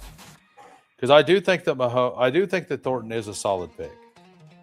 And I think I can afford that pick here. I don't think I'm going to do it. We're going to take Pat Bryant. That's what we're going to do. We're going to go with old reliable. And we're going to queue up Devon Vele. We may or may not take him. I think Bryant allows me, for me, it is a different bye week. In my eyes, that allows me to possibly go with the 6th running back if I really wanted to. Asymmetric bet Ayuk. Asymmetric bet Ayuk. Like I can't get there on Ayuk. And like I said before, I understand the bet. I fully understand the bet, right? I just don't like it. I don't like it for me. So now, by understanding it, I mean I understand why people do it. I don't think it's good. I think it's incredibly low chance to hit, like incredibly low. And this is somebody who takes Damon Claiborne, who he thinks is a low, like the Claiborne chance to hit is pretty low, but when it hits, it's pretty heavy. But the Ayuk chance to hit to me is like insanely low. And I think that it's like equal, like upside to the Claiborne bet. Like I could be wrong. All right, so Ayuk basically gives you the fun of multi-leg parlay wrapped into one player. I mean, this is just a giant multi-leg parlay anyway, right? Like that's what we got here.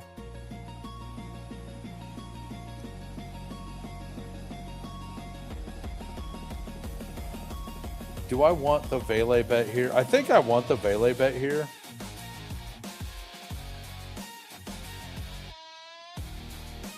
Yeah, I think I do. I don't have any Atlanta. I'm fine with that. I think Vele is a fine pick. I don't have much of him, and I do think he's an okay bet. I don't think he's a great bet. I could be the guy to take Bryce Lance, though. Claiborne needs less injury and bodies to go down than Bryant. I disagree.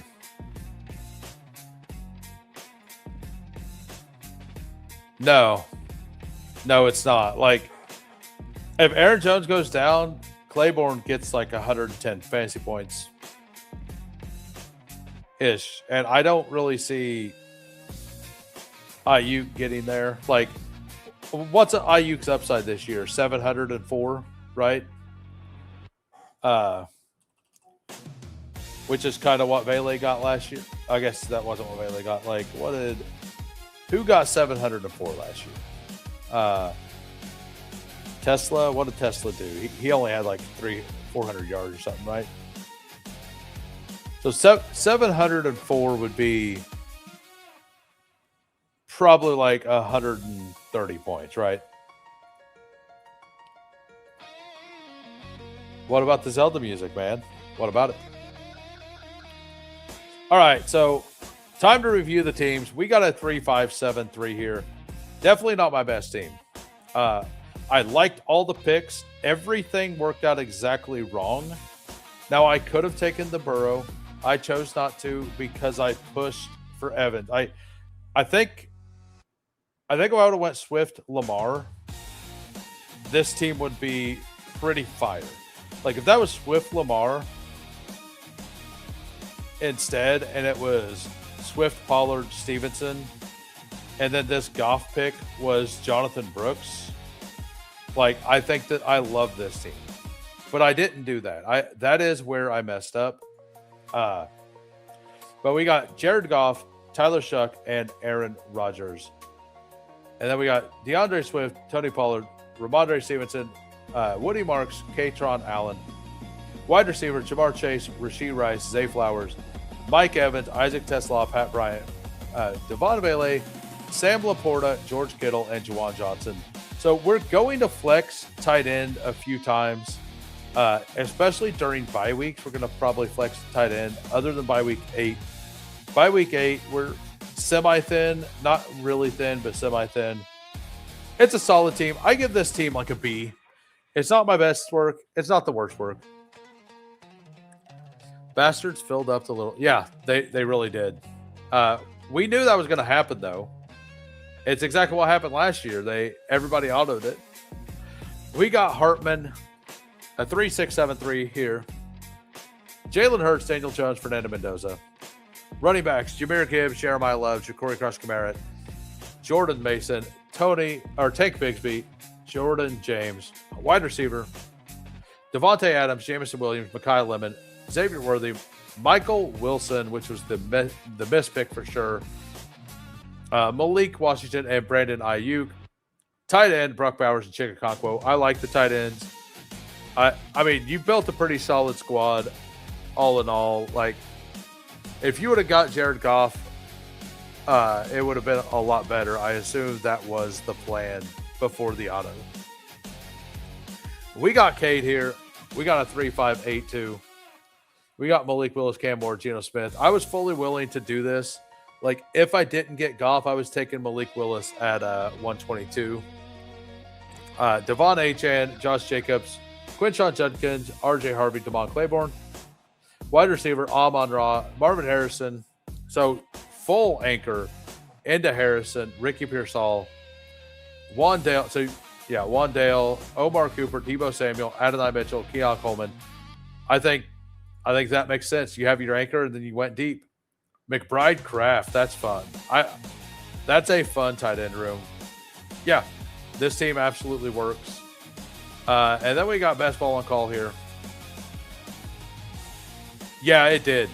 So like, if you did the work, like did that right, I assume you would have went Goff plus Worthy, maybe Goff plus Pittman. But that would have put me over here at, I probably take Pittman at that point and just play for Rodgers later. And then at 118 or at 123, I probably take Malik Willis. I probably take Tyler Shuck here and then Malik Willis there. It's probably what happens. Because although I don't love the Malik Willis price, he is the possible get out of jail free card, right? He is the guy that could hit really high. Do I think it's going to happen? No. Do I think it's a awful bet? Absolutely not. Do I think it's a good bet? No. But it is the one bet down here that could kind of get there. Other than, like, I think Shuck is one of those because you can backstack him like I did. And you have the Kamara backstack. But I think that, like, that's what would have happened if you had an auto there. All right, we got best ball on call here. 2682. Josh Allen, Dak Prescott, running back, Saquon Barkley, baseball Tootin, Jonathan Brooks, Tyler Algier, Sean Tucker, Mike Washington, wide receivers, CeeDee Lamb, Malik Neighbors, Cardinal Tate, Jaden Reed, Stephon Diggs, Trey Tucker, Zachariah Branch, and Jalen Noel. Then Kyle Pitts and Jake Ferguson. So you got the Josh Allen stuff. I mean, Josh Allen's just like, he's going to get your points, right? And then Dak Prescott for quarterback 2, absolutely stop at 2. You're hoping to get the Neighbors through. You might have built enough to get the Neighbors through.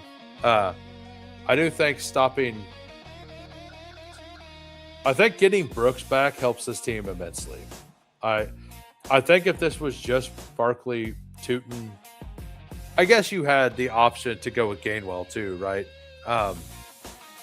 Like, you would have had to do some things down the board, but if this was Gainwell, it's not like the 1 week 10 bye like completely kills the team. Wilson Worthy might be the nuts. You never know. Absolutely. But that is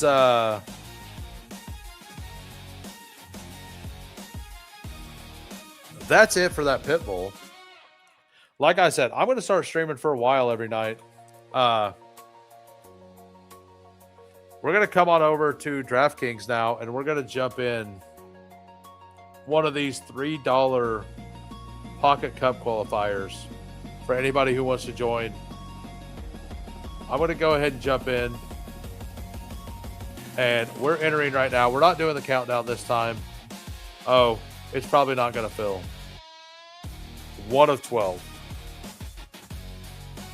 I'll give it 3 minutes. If it's not filled by 7:20 or 7:23, I'm out. I'm going to leave. I doubt it fills by then. So, totally agree. So, we'll give it 3 minutes. It's not going to fill, but we can try. We can try.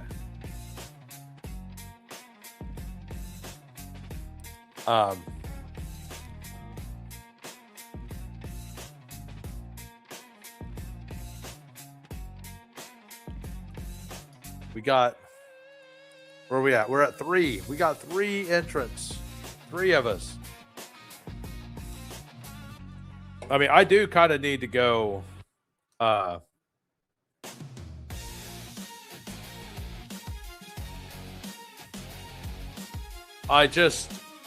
want to get to the 1,000. And the longer streams are supposed to help. I also need to do more drafts. So, you know what?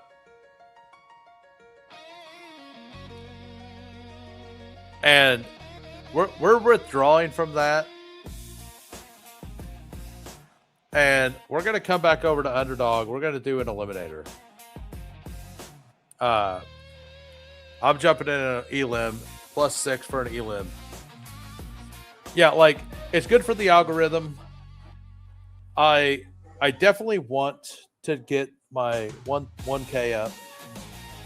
Thanks for the jewels, by the way. They do help. I mean, like, this last week and a half, I've got like 0 growth, basically. I think it's because it's the dead part, right? Like, I don't think that's going to continue, but I want to get the algorithm like really in check for me for when the best, whatever the everybody, whatever training camp starts. I want it to be like full force. 4 Loco is peak addiction for me. Well, what do you mean? I don't even know what that is. But yeah, that's where I'm at with it. I just want to basically force myself into more stuff.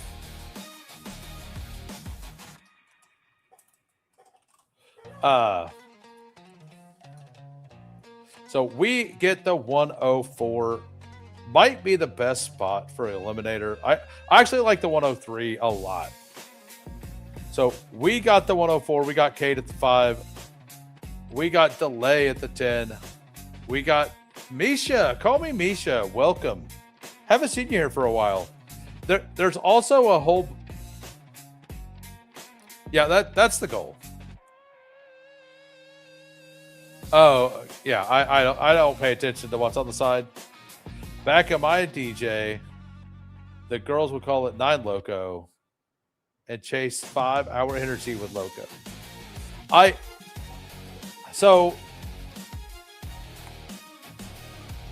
was I going to say? But I also have a whole bunch of drafts I need to get done. And I might as well do them while I'm on stream.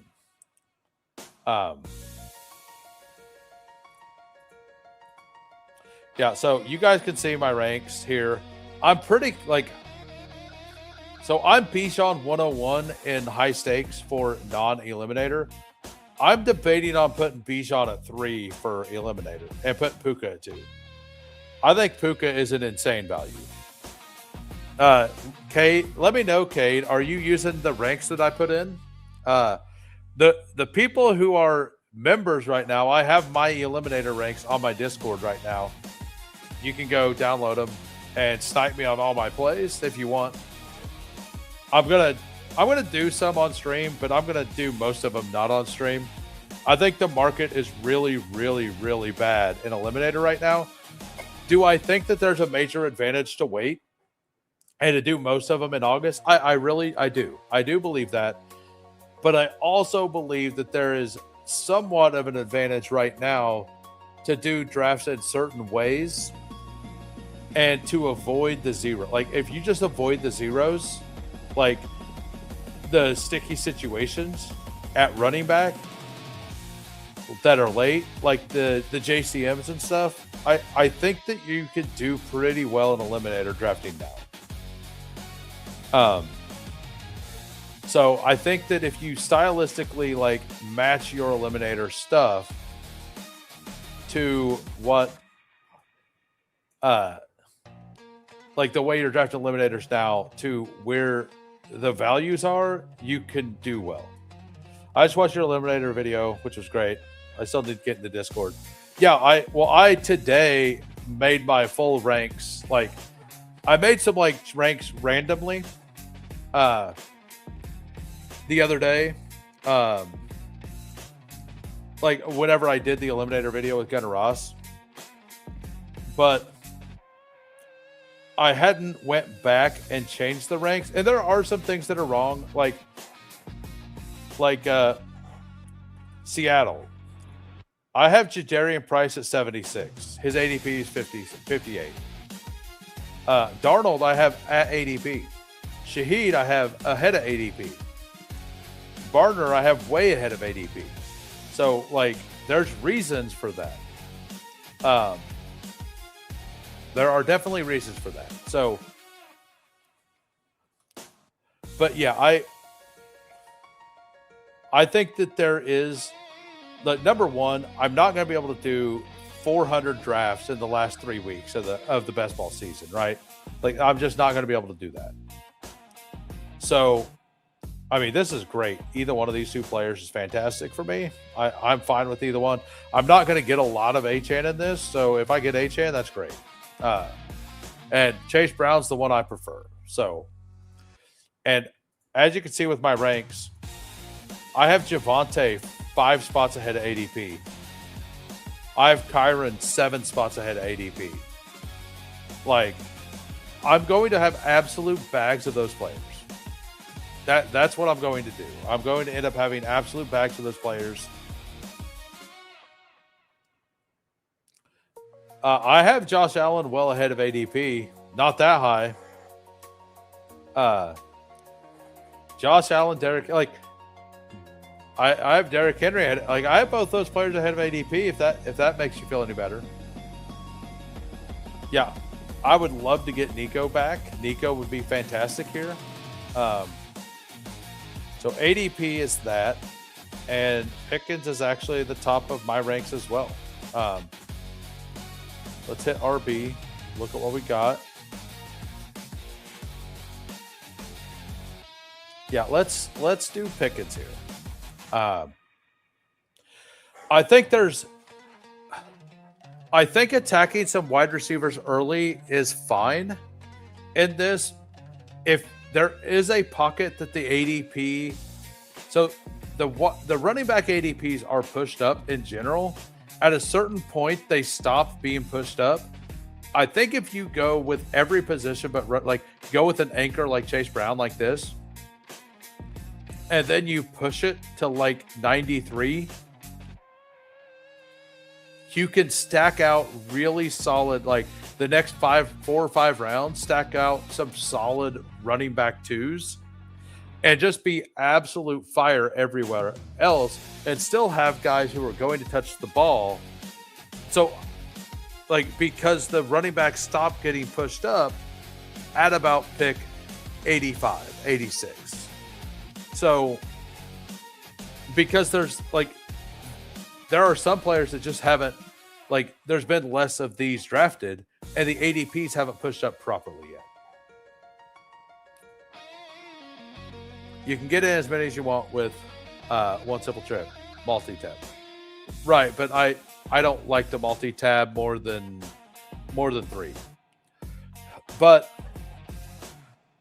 I was thinking about it and like I think that with the information I currently have because of the stuff I done for the members only stream, I think that I can attack eliminators better than most people at this point. And I'm not saying I'm going to get to like 50 of them, but I want to get to like 25 before training camp starts. You know, like I'm at 16. This is 17. If I get to 30 before training camp starts, I don't think it's the worst thing. that still leaves a lot, right? Like that still leaves a lot of them. Like I definitely want the bulk of them late. Like I could probably even be talked into doing 50 of them before training camp starts. Like if we don't get puppies, that's probably what I'm going to do. But I also think that I can attack it in different ways as well. All right, so let's see what Cade does here. I like this start with those two players.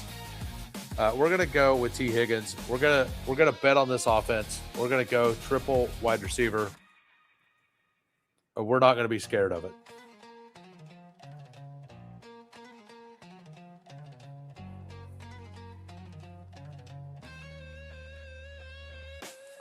Like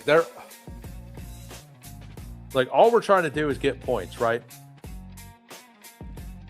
And although there are more solid late bets at wide receiver, those players are a lot less likely to replace like Javonte Williams points or Bayshaw Tutin's points than like Chris Godwin's a bad example, but like Xavier Worthy versus Kenneth Gainwell, right?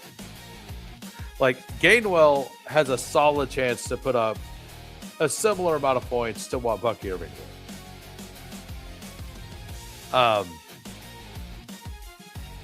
And I mean, I will definitely take him if he's there. Yeah. So we're gonna double up. We're gonna take the Rams passing game. We're gonna get their entire passing game here in Puka and Adams, and then we're not gonna take. I'm probably just not gonna take Stafford. Like I've already got this locked up. I've got the run game and part of the pass game for this team locked up. And I've got the Cowboys. I've got Cowboys points. Like I've got access to them, right? So I've definitely done clicking wide receivers for a bit. But we're getting to the quarterback range now, right? Like I could take double quarterbacks here, like Jaden Daniels and Justin Herbert or something, right? Or Jalen Hurts and somebody else. And still have this anchor to give me points every single week. Yes, the week 6 bye is a little rough, but only 3% of the contest is alive after like going into week 6, right? I believe, or is it 1.5? 50% is week 2, then 25% week 3, week 4, 12%. Yeah, so 3% of the contest is available in week 6. So one thing about having the early buys, it does suck and it does make you a lot more likely. Like you are more likely when you have those bye weeks to lose. But if there's 3% of the contest versus 0.05% of the contest left, like when do you think you're going to play the weaker teams? You're going to be playing the weaker teams against the week 6 buys. And if this player is just going to help you advance like 2 more teams to the week 6 over the player with the later bye, like Breece Hall, like I want the extra chances is what I want. And then Tyler Warren is a player I do really like for this contest as well. But here we're going to take Ramondre because, as I was saying, all these other running backs are pushed up in price, right? Tony Pollard's pushed up. Judkins pushed up a little bit. Bayshaw Tutin. We got David Montgomery goes up here. We got Bucky Irving at 40. Ramondre went like 4 picks ahead of ADP. Like, knowing where the market is right now makes a lot of sense here. Yes, it was another week 11 bye. That's fine.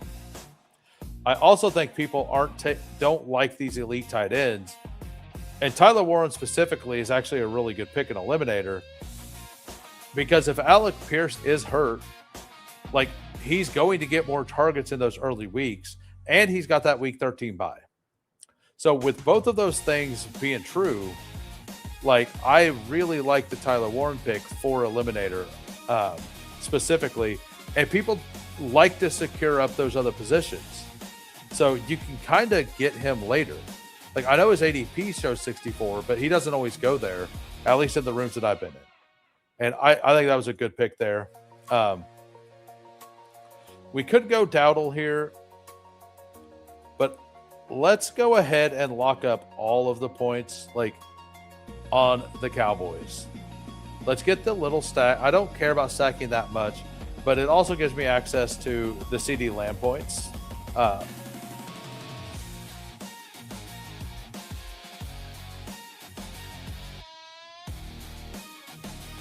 And like Rico, as you've seen in my ranks, I have him really high. But I would have probably taken Jalen Warren there. And for the audio listeners, we got a 1-2-4-0. This is an eliminator. We got Dak Prescott. We got Chase Brown. We have Ramondre. We have Puka, Pickens, T. Higgins, and Adams. Like, we are cooking at wide receiver. Like, just absolutely cooking here at wide receiver. We're pretty strong. Like, we have a really strong anchor here in Chase Brown at running back.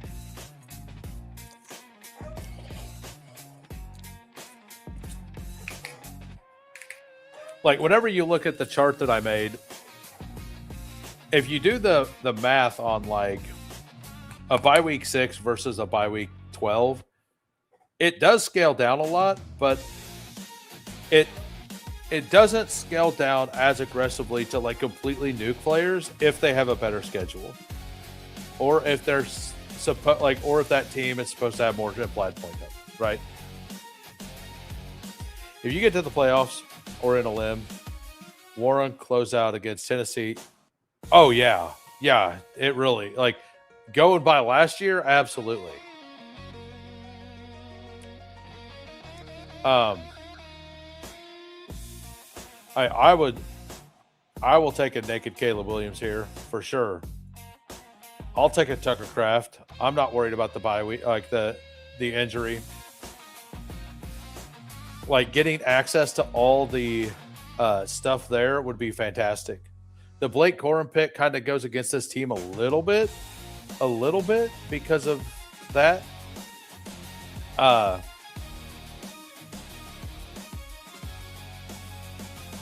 I do really like the pick overall. So, do I want to do that? Like, Blake Corum's one of those picks that I think is going too late in Eliminator. Like, I really like him a lot. I like the Rams overall. Like, yeah, I don't get Kyron points, but I'm going to have plenty of team with Kyron points. I'm plenty of teams with Kyron points.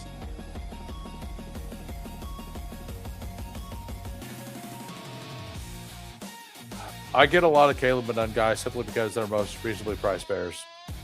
Are we talking about Eliminator or just in general? Because both are fair.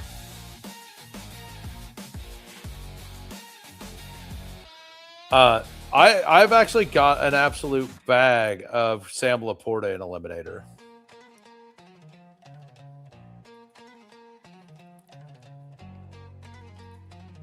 Both. Got it. Yeah, we take Tucker Kraft every time there. Like, every single time we take Tucker Kraft there. So we got a 1-3-4-1 right now. We got Dak Prescott. We got Chase Brown, Ramondre, Blake Corum. We got Puka, Pickens, Higgins, and Adams, and then Tucker Kraft.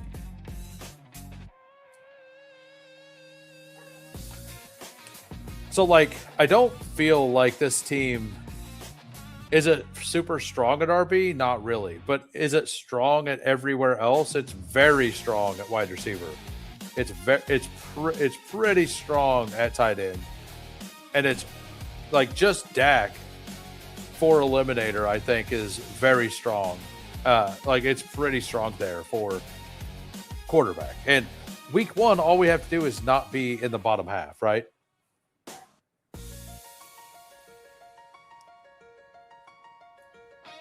I said I don't go out of my way to stack. Like, I don't go out of my way to stack the quarterback.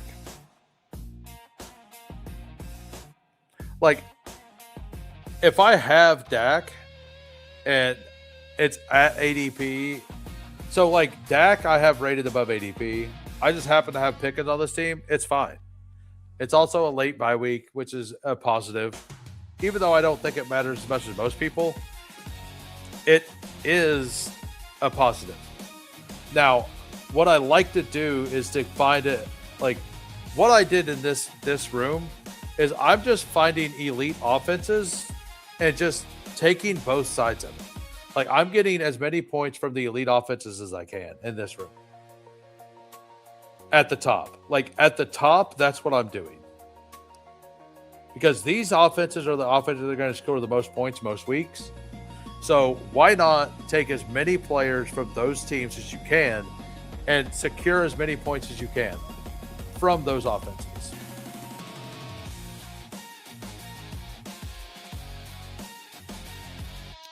So, like Jordan Love would be a fantastic pick, but I will definitely take one of these two running backs for sure.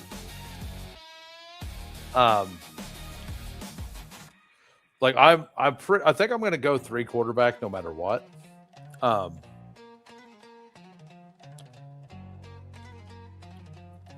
So I don't care about that. We're gonna take Jonathan Brooks. And if Aaron Jones comes back around, we take him. And if he doesn't, we take Chris Rodriguez. Rodriguez is probably going to be in the mix early and often. So, yeah, like, I don't go out of my way to stack quarterbacks, right? Like, I will take Dak. If I have Jamar Chase and Burrow's off the board, I will just flat out take Dak for, like, just to get points from that offense, right? And that's kind of the strategy that I'm using. In Eliminator, where you only have, like, it's a head-to-head, it's a lot easier route to get through doing that, you know? So, yeah, we'll take Aaron Jones. Aaron Jones should be healthy early in the season. So we went hero running back here, and because we waited for the pockets to where the running backs aren't pushed up, we got Chase Brown, Stevenson, Corum, Jonathan Brooks, Aaron Jones. Then we got Puka, Pickens, T. Higgins, Adams, Tucker Kraft, and Dak Prescott. So I don't know about you guys, but I feel very strong about how this team lays out, right? Like it feels very, very, I don't know. To me, it feels very strong. Maybe I'm wrong. Yeah, and I don't know if I kind of explained, like, it's not that I'm trying to stack. I'm trying to secure points from. Am I looking to take Adams with Puka? Not really. But if I still have Adams as the number one guy, I'm not going to avoid it. Because even though it gives you, like, if I would have taken Waddle, it gives me access to more teams' points. What Adams does with Puka is it secures my floor, assuming that, like, it secures my floor at wide receiver points somewhat, because I just have all the Rams receiving other than tight end, right? Yeah. As this man said, this could be the team that takes the whole thing down.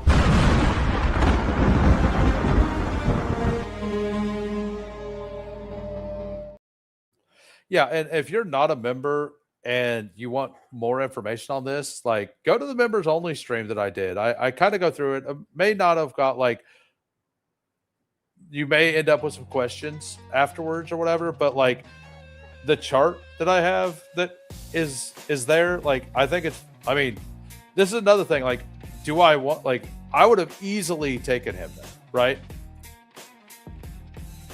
So this guy's got 2, he's got 1.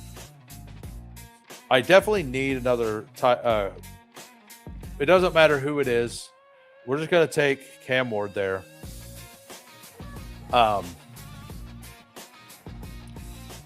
And like you see, I have Pacheco ranked 10 spots ahead of ADP. Why?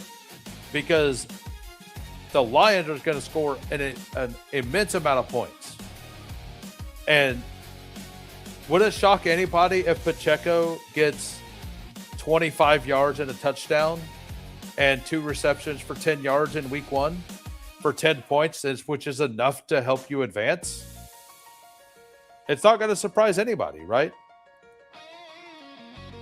And let's just take a third quarterback to get a third quarterback here. So we have the good offense, and now we're just securing points for that position for every week.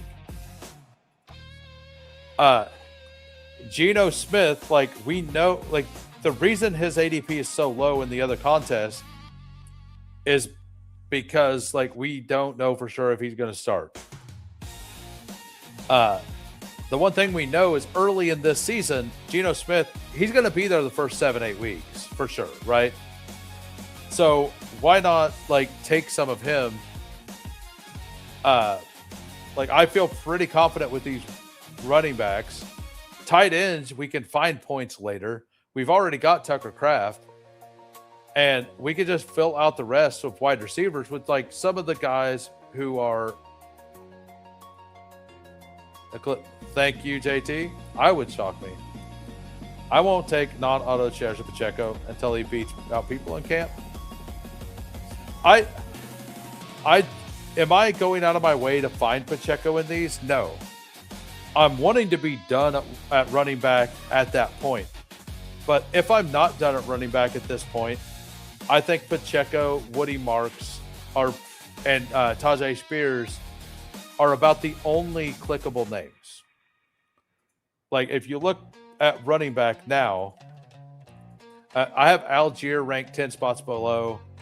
I have Brian Robinson. I need to lower Robinson. I need to lower Sean Tucker too. But I do like Kamara. I do like Kamara for eliminate. Like if you get boxed out, I think Kamara has an ability to score more points as well. Like I think he's got a pretty reasonable chance to do that.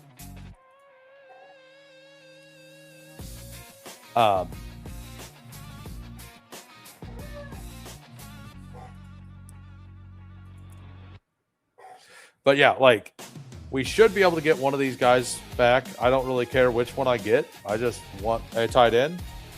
I have AJ Barner ranked way ahead of ADP. I will be glad to take him. We could take a Calvin Ridley if we care about stacking. I don't. I just think he's a solid pick down here. I was hoping to get Sadiq instead. I don't know. Let's go with Debo instead, actually. Sadiq might be hurt going in. I like Barner and Schultz quite a bit. Barner probably less on this team because Tucker Kraft has bye week 11. We also have double bye week 11 here at wide receiver, and we have double bye week 11 here. We also have double bye week 6, which that's the hardest part here is the double bye week 6 with the anchor does make this a little rough. I'm not going to lie. But by that point, if Jonathan Brooks is a good pick, he's cooking, right? If Jonathan Brooks isn't a good pick, well, we still got our money back if we got to week 6. Now, if this team gets past week 6, it feels really strong all the way through.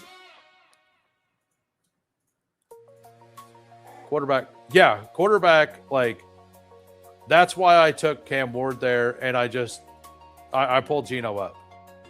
But the other thing I think with this is, did I need to take Geno there? Probably not, because people aren't respecting that Tua is just going to start, and you can get Tua at like 196. And I moved Brissett and Tua up because we're almost positive they're starting beginning of the season. And the beginning of the season is all that really matters for those players, because if they can help you get through a couple weeks, it's fine. Your team is almost definitely dead by the time that they're benched anyway. And if your team isn't dead by the time that they get benched anyway, Well, guess what? You've already won money, so is it that big of a deal? It's mainly roster construction for me. Trey Tucker versus Keon is a lot different than Pacheco versus Connor. Yeah. Well, right, but like, you're not looking at the right names down there. Like, I think there's some names down at the very bottom of wide receiver that are really, really strong. Like Deebo Samuel's mispriced. He's going to play somewhere, and he's going to get used. He's not going to sign somewhere and not be on the field, right?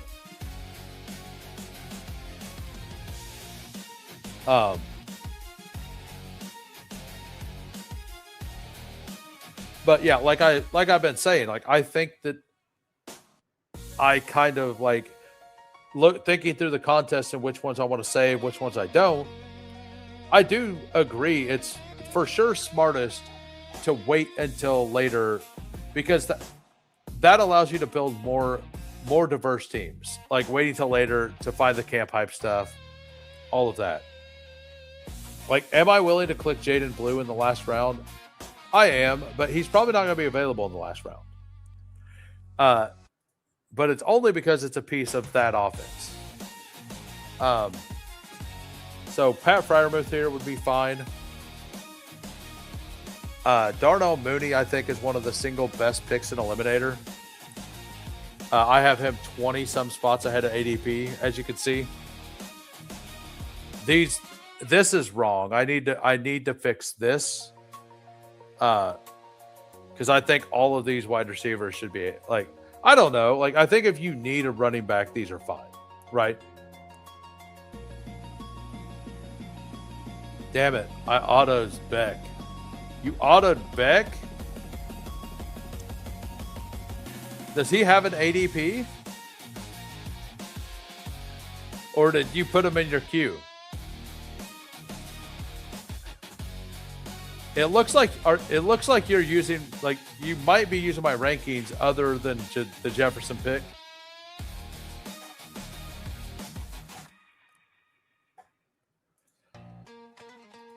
So, yeah, I do, like, I missed Brian Robinson when I did my ranks. Alvin, like, he should be lower because he's a pure contingent back. Like, those are the picks you want to miss and eliminate. Like the pure contingent backs. Like Sean Tucker is going to have touchdown upside every week. So Sean Tucker is a fine pick. Alvin Kamara is going to be the passing down back, and he's the mainstay there. So he's also a fine pick. This feels very, very thin. I would like to take in George Halani is a fine pick as well. Like, I do like Kamara there a lot, but I needed like, if Tucker Craft's probably healthy, but if he's not, I need to make sure I have somebody there because Sadiq is also possibly hurt. I don't think he is.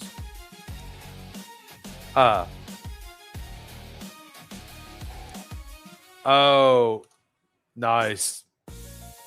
Dumb Thumb. That's a new one. So,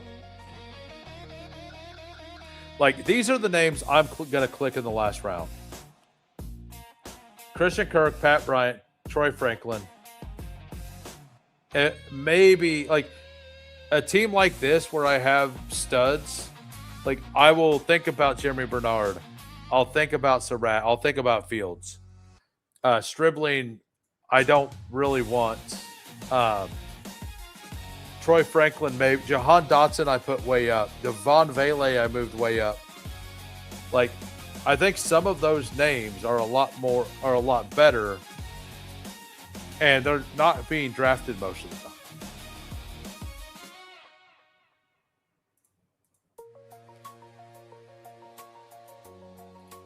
So, that's just kind of where I'm at. Like, on this team, I kind of like Tyquan Thornton. Give me the single week upside nuke guy. I need to move Bernard down. Like, I've only drafted once or twice with these rankings. it definitely needs tweak. Like the Bernard pick, all these rookies do need to move down. Like the Bryant, the Tyquan Thornton need to be moved up. Somebody did take Xavier Leggett went. Jahan Dotson, I think, is a really good pick in this. I think that Vele is a solid pick in this right now. I moved Chris Brazel down because I was moving all the rookies down. I just missed a couple. So we got a 3-5-7-3 here. We got Dak Prescott, Cam Ward, and Geno Smith. Running backs, we got Chase Brown, Ramondre, Blake Corum, Jonathan Brooks, Aaron Jones. Like, we got an anchor, and then a bunch of guys who are going to get touches every week, right? Like, should I be able to cobble together an 8-point game with one of these guys every week and then, like, not die, basically? Most likely. And then we're going to cook at this position. Puka, Pickens, T. Higgins, Devontae Adams, Debo Samuel, Darnell Mooney, Tyquan Thornton, and then tight end, Tucker Kraft, Kenyon Sneak, Pat Fryerman. But let's look at the members' teams. We have Cade. We got a 2-5-8-3. We got Jaden Daniels, Caleb Williams. I think that's awesome. That feels really strong to stop at 2. CMC, HN, Rico Dowdle, Chris Rodriguez, and Woody Marks. I would have taken Rodriguez if Aaron Jones had went. I think he's a really good pick right now. Devonta Smith, Garrett Wilson, Jalen Waddle, Addison, Myers, Cooper Kupp, Antonio Williams, Deshaun Stribling. Honestly, feels fine. Like, whenever you go like this, I think you can afford to take. And then you took Kupp down here, like, take those 2 rookies. Why not, right? And then Jake Ferguson, Hunter Henry, and Gunnar Helm. I will say that I probably would have only taken 1 rookie there. I would have probably figured something else out to do with the second rookie. But I would have probably not taken Stribling with that. But it is whatever. It's a last round pick. Like, I think you can get enough points to get through most weeks. So it's perfectly fine. Like, it's not like you done anything wrong. And then we got delay here. Yo-hoo. I just construct way different. I very much distrust late wide receiver. I like watching you because you have a different galaxy brain. So I get takes on guys that you don't usually think about. And yeah, you got me taking some Pat Bryant. Well, like, it makes me feel pretty good that, like, Coach Peak Index, Leg Up, a lot of other places, like, a lot of places are very in on Pat Bryant right now, like, as the wide receiver 3 there. And they're saying the same things I've been saying. Like, he's the big body guy. Jalen Waddle's the small guy. Do you think Sean Payton's going to use multiple small guys on the field? Probably not. Like, if Cortland Sutton goes down, who's the replacement? It's for sure Pat Bryant. Like, if Jalen Waddle goes down, like, if Troy Franklin's that replacement, that means Pat Bryant is the 3rd receiver, most likely, still, because I'm assuming he wants 2 guys out there that can block because that's what he likes. We got a 3-6-7-2 by Jordan here. He did the old Tua Carson Beck, just absolute smash picks. The Beck pick is wild. Like, I think Tua is a very good pick in Eliminated. I really do. Then we got Omarion Hampton, Tony Pollard, Jordan Mason. So he kind of did the same thing I did, but he waited. Hampton, Pollard, Mason, Mitchell, Lloyd, Claiborne. We got Justin Jefferson, Zay Flowers, Roma Dunze, DK Metcalf, Josh Downs, Omar Cooper, Adonai Mitchell. And then we got Harold Fannin likely. I think stopping at 2 there is fine. The only reason I didn't stop at 2 with Kraft is just in case he's slow because of the injury. I think this, yeah, that's pretty good. Some asshole you took him after Geno went, so it's all good. But this wide receiver room is fire. I actually don't hate Keaton Mitchell on this build because you got Hampton and Pollard, Mason. Like, as much as I dog on Keaton Mitchell for best ball overall, like, Eliminator is a different game. And Eliminator, I do think Keaton Mitchell is a better pick than Vidal. Now, I don't have Keaton Mitchell ranked very high at all. I got him at like 170 in Eliminator. But he could just fall in the end zone. Like, I do think he's going to get some touches here and there every single game. And in Eliminator, you're looking to, like, just not die, right? Like, you're just looking to not die. And Keaton Mitchell could give you a couple 11-point weeks to, like, not bottom out to lose. And I think that that's, like, a fine thing there. Because you're doing the same kind of thing I was talking about, where you're betting on this offense. You're betting on the touchdown guy, and you're betting on the change of pace guy. I don't mind that. Now, I'm probably not going to do it because I don't love the Keaton, but I like the idea of it, and I do think that Keaton Mitchell is a better bet overall on Eliminator than he is elsewhere. That's my personal take on it. So there's my bullish Keaton Mitchell take, guys. There you go. You got the bullish Keaton Mitchell take. But I'm heading out. I'll be back tomorrow, 4 p.m. Central. I think I'm going to do drafters. I think we're going to do our giveaway tomorrow. Let's go to Bayou Bengals stream. He's doing his giveaway now. See y'all over there. Peace.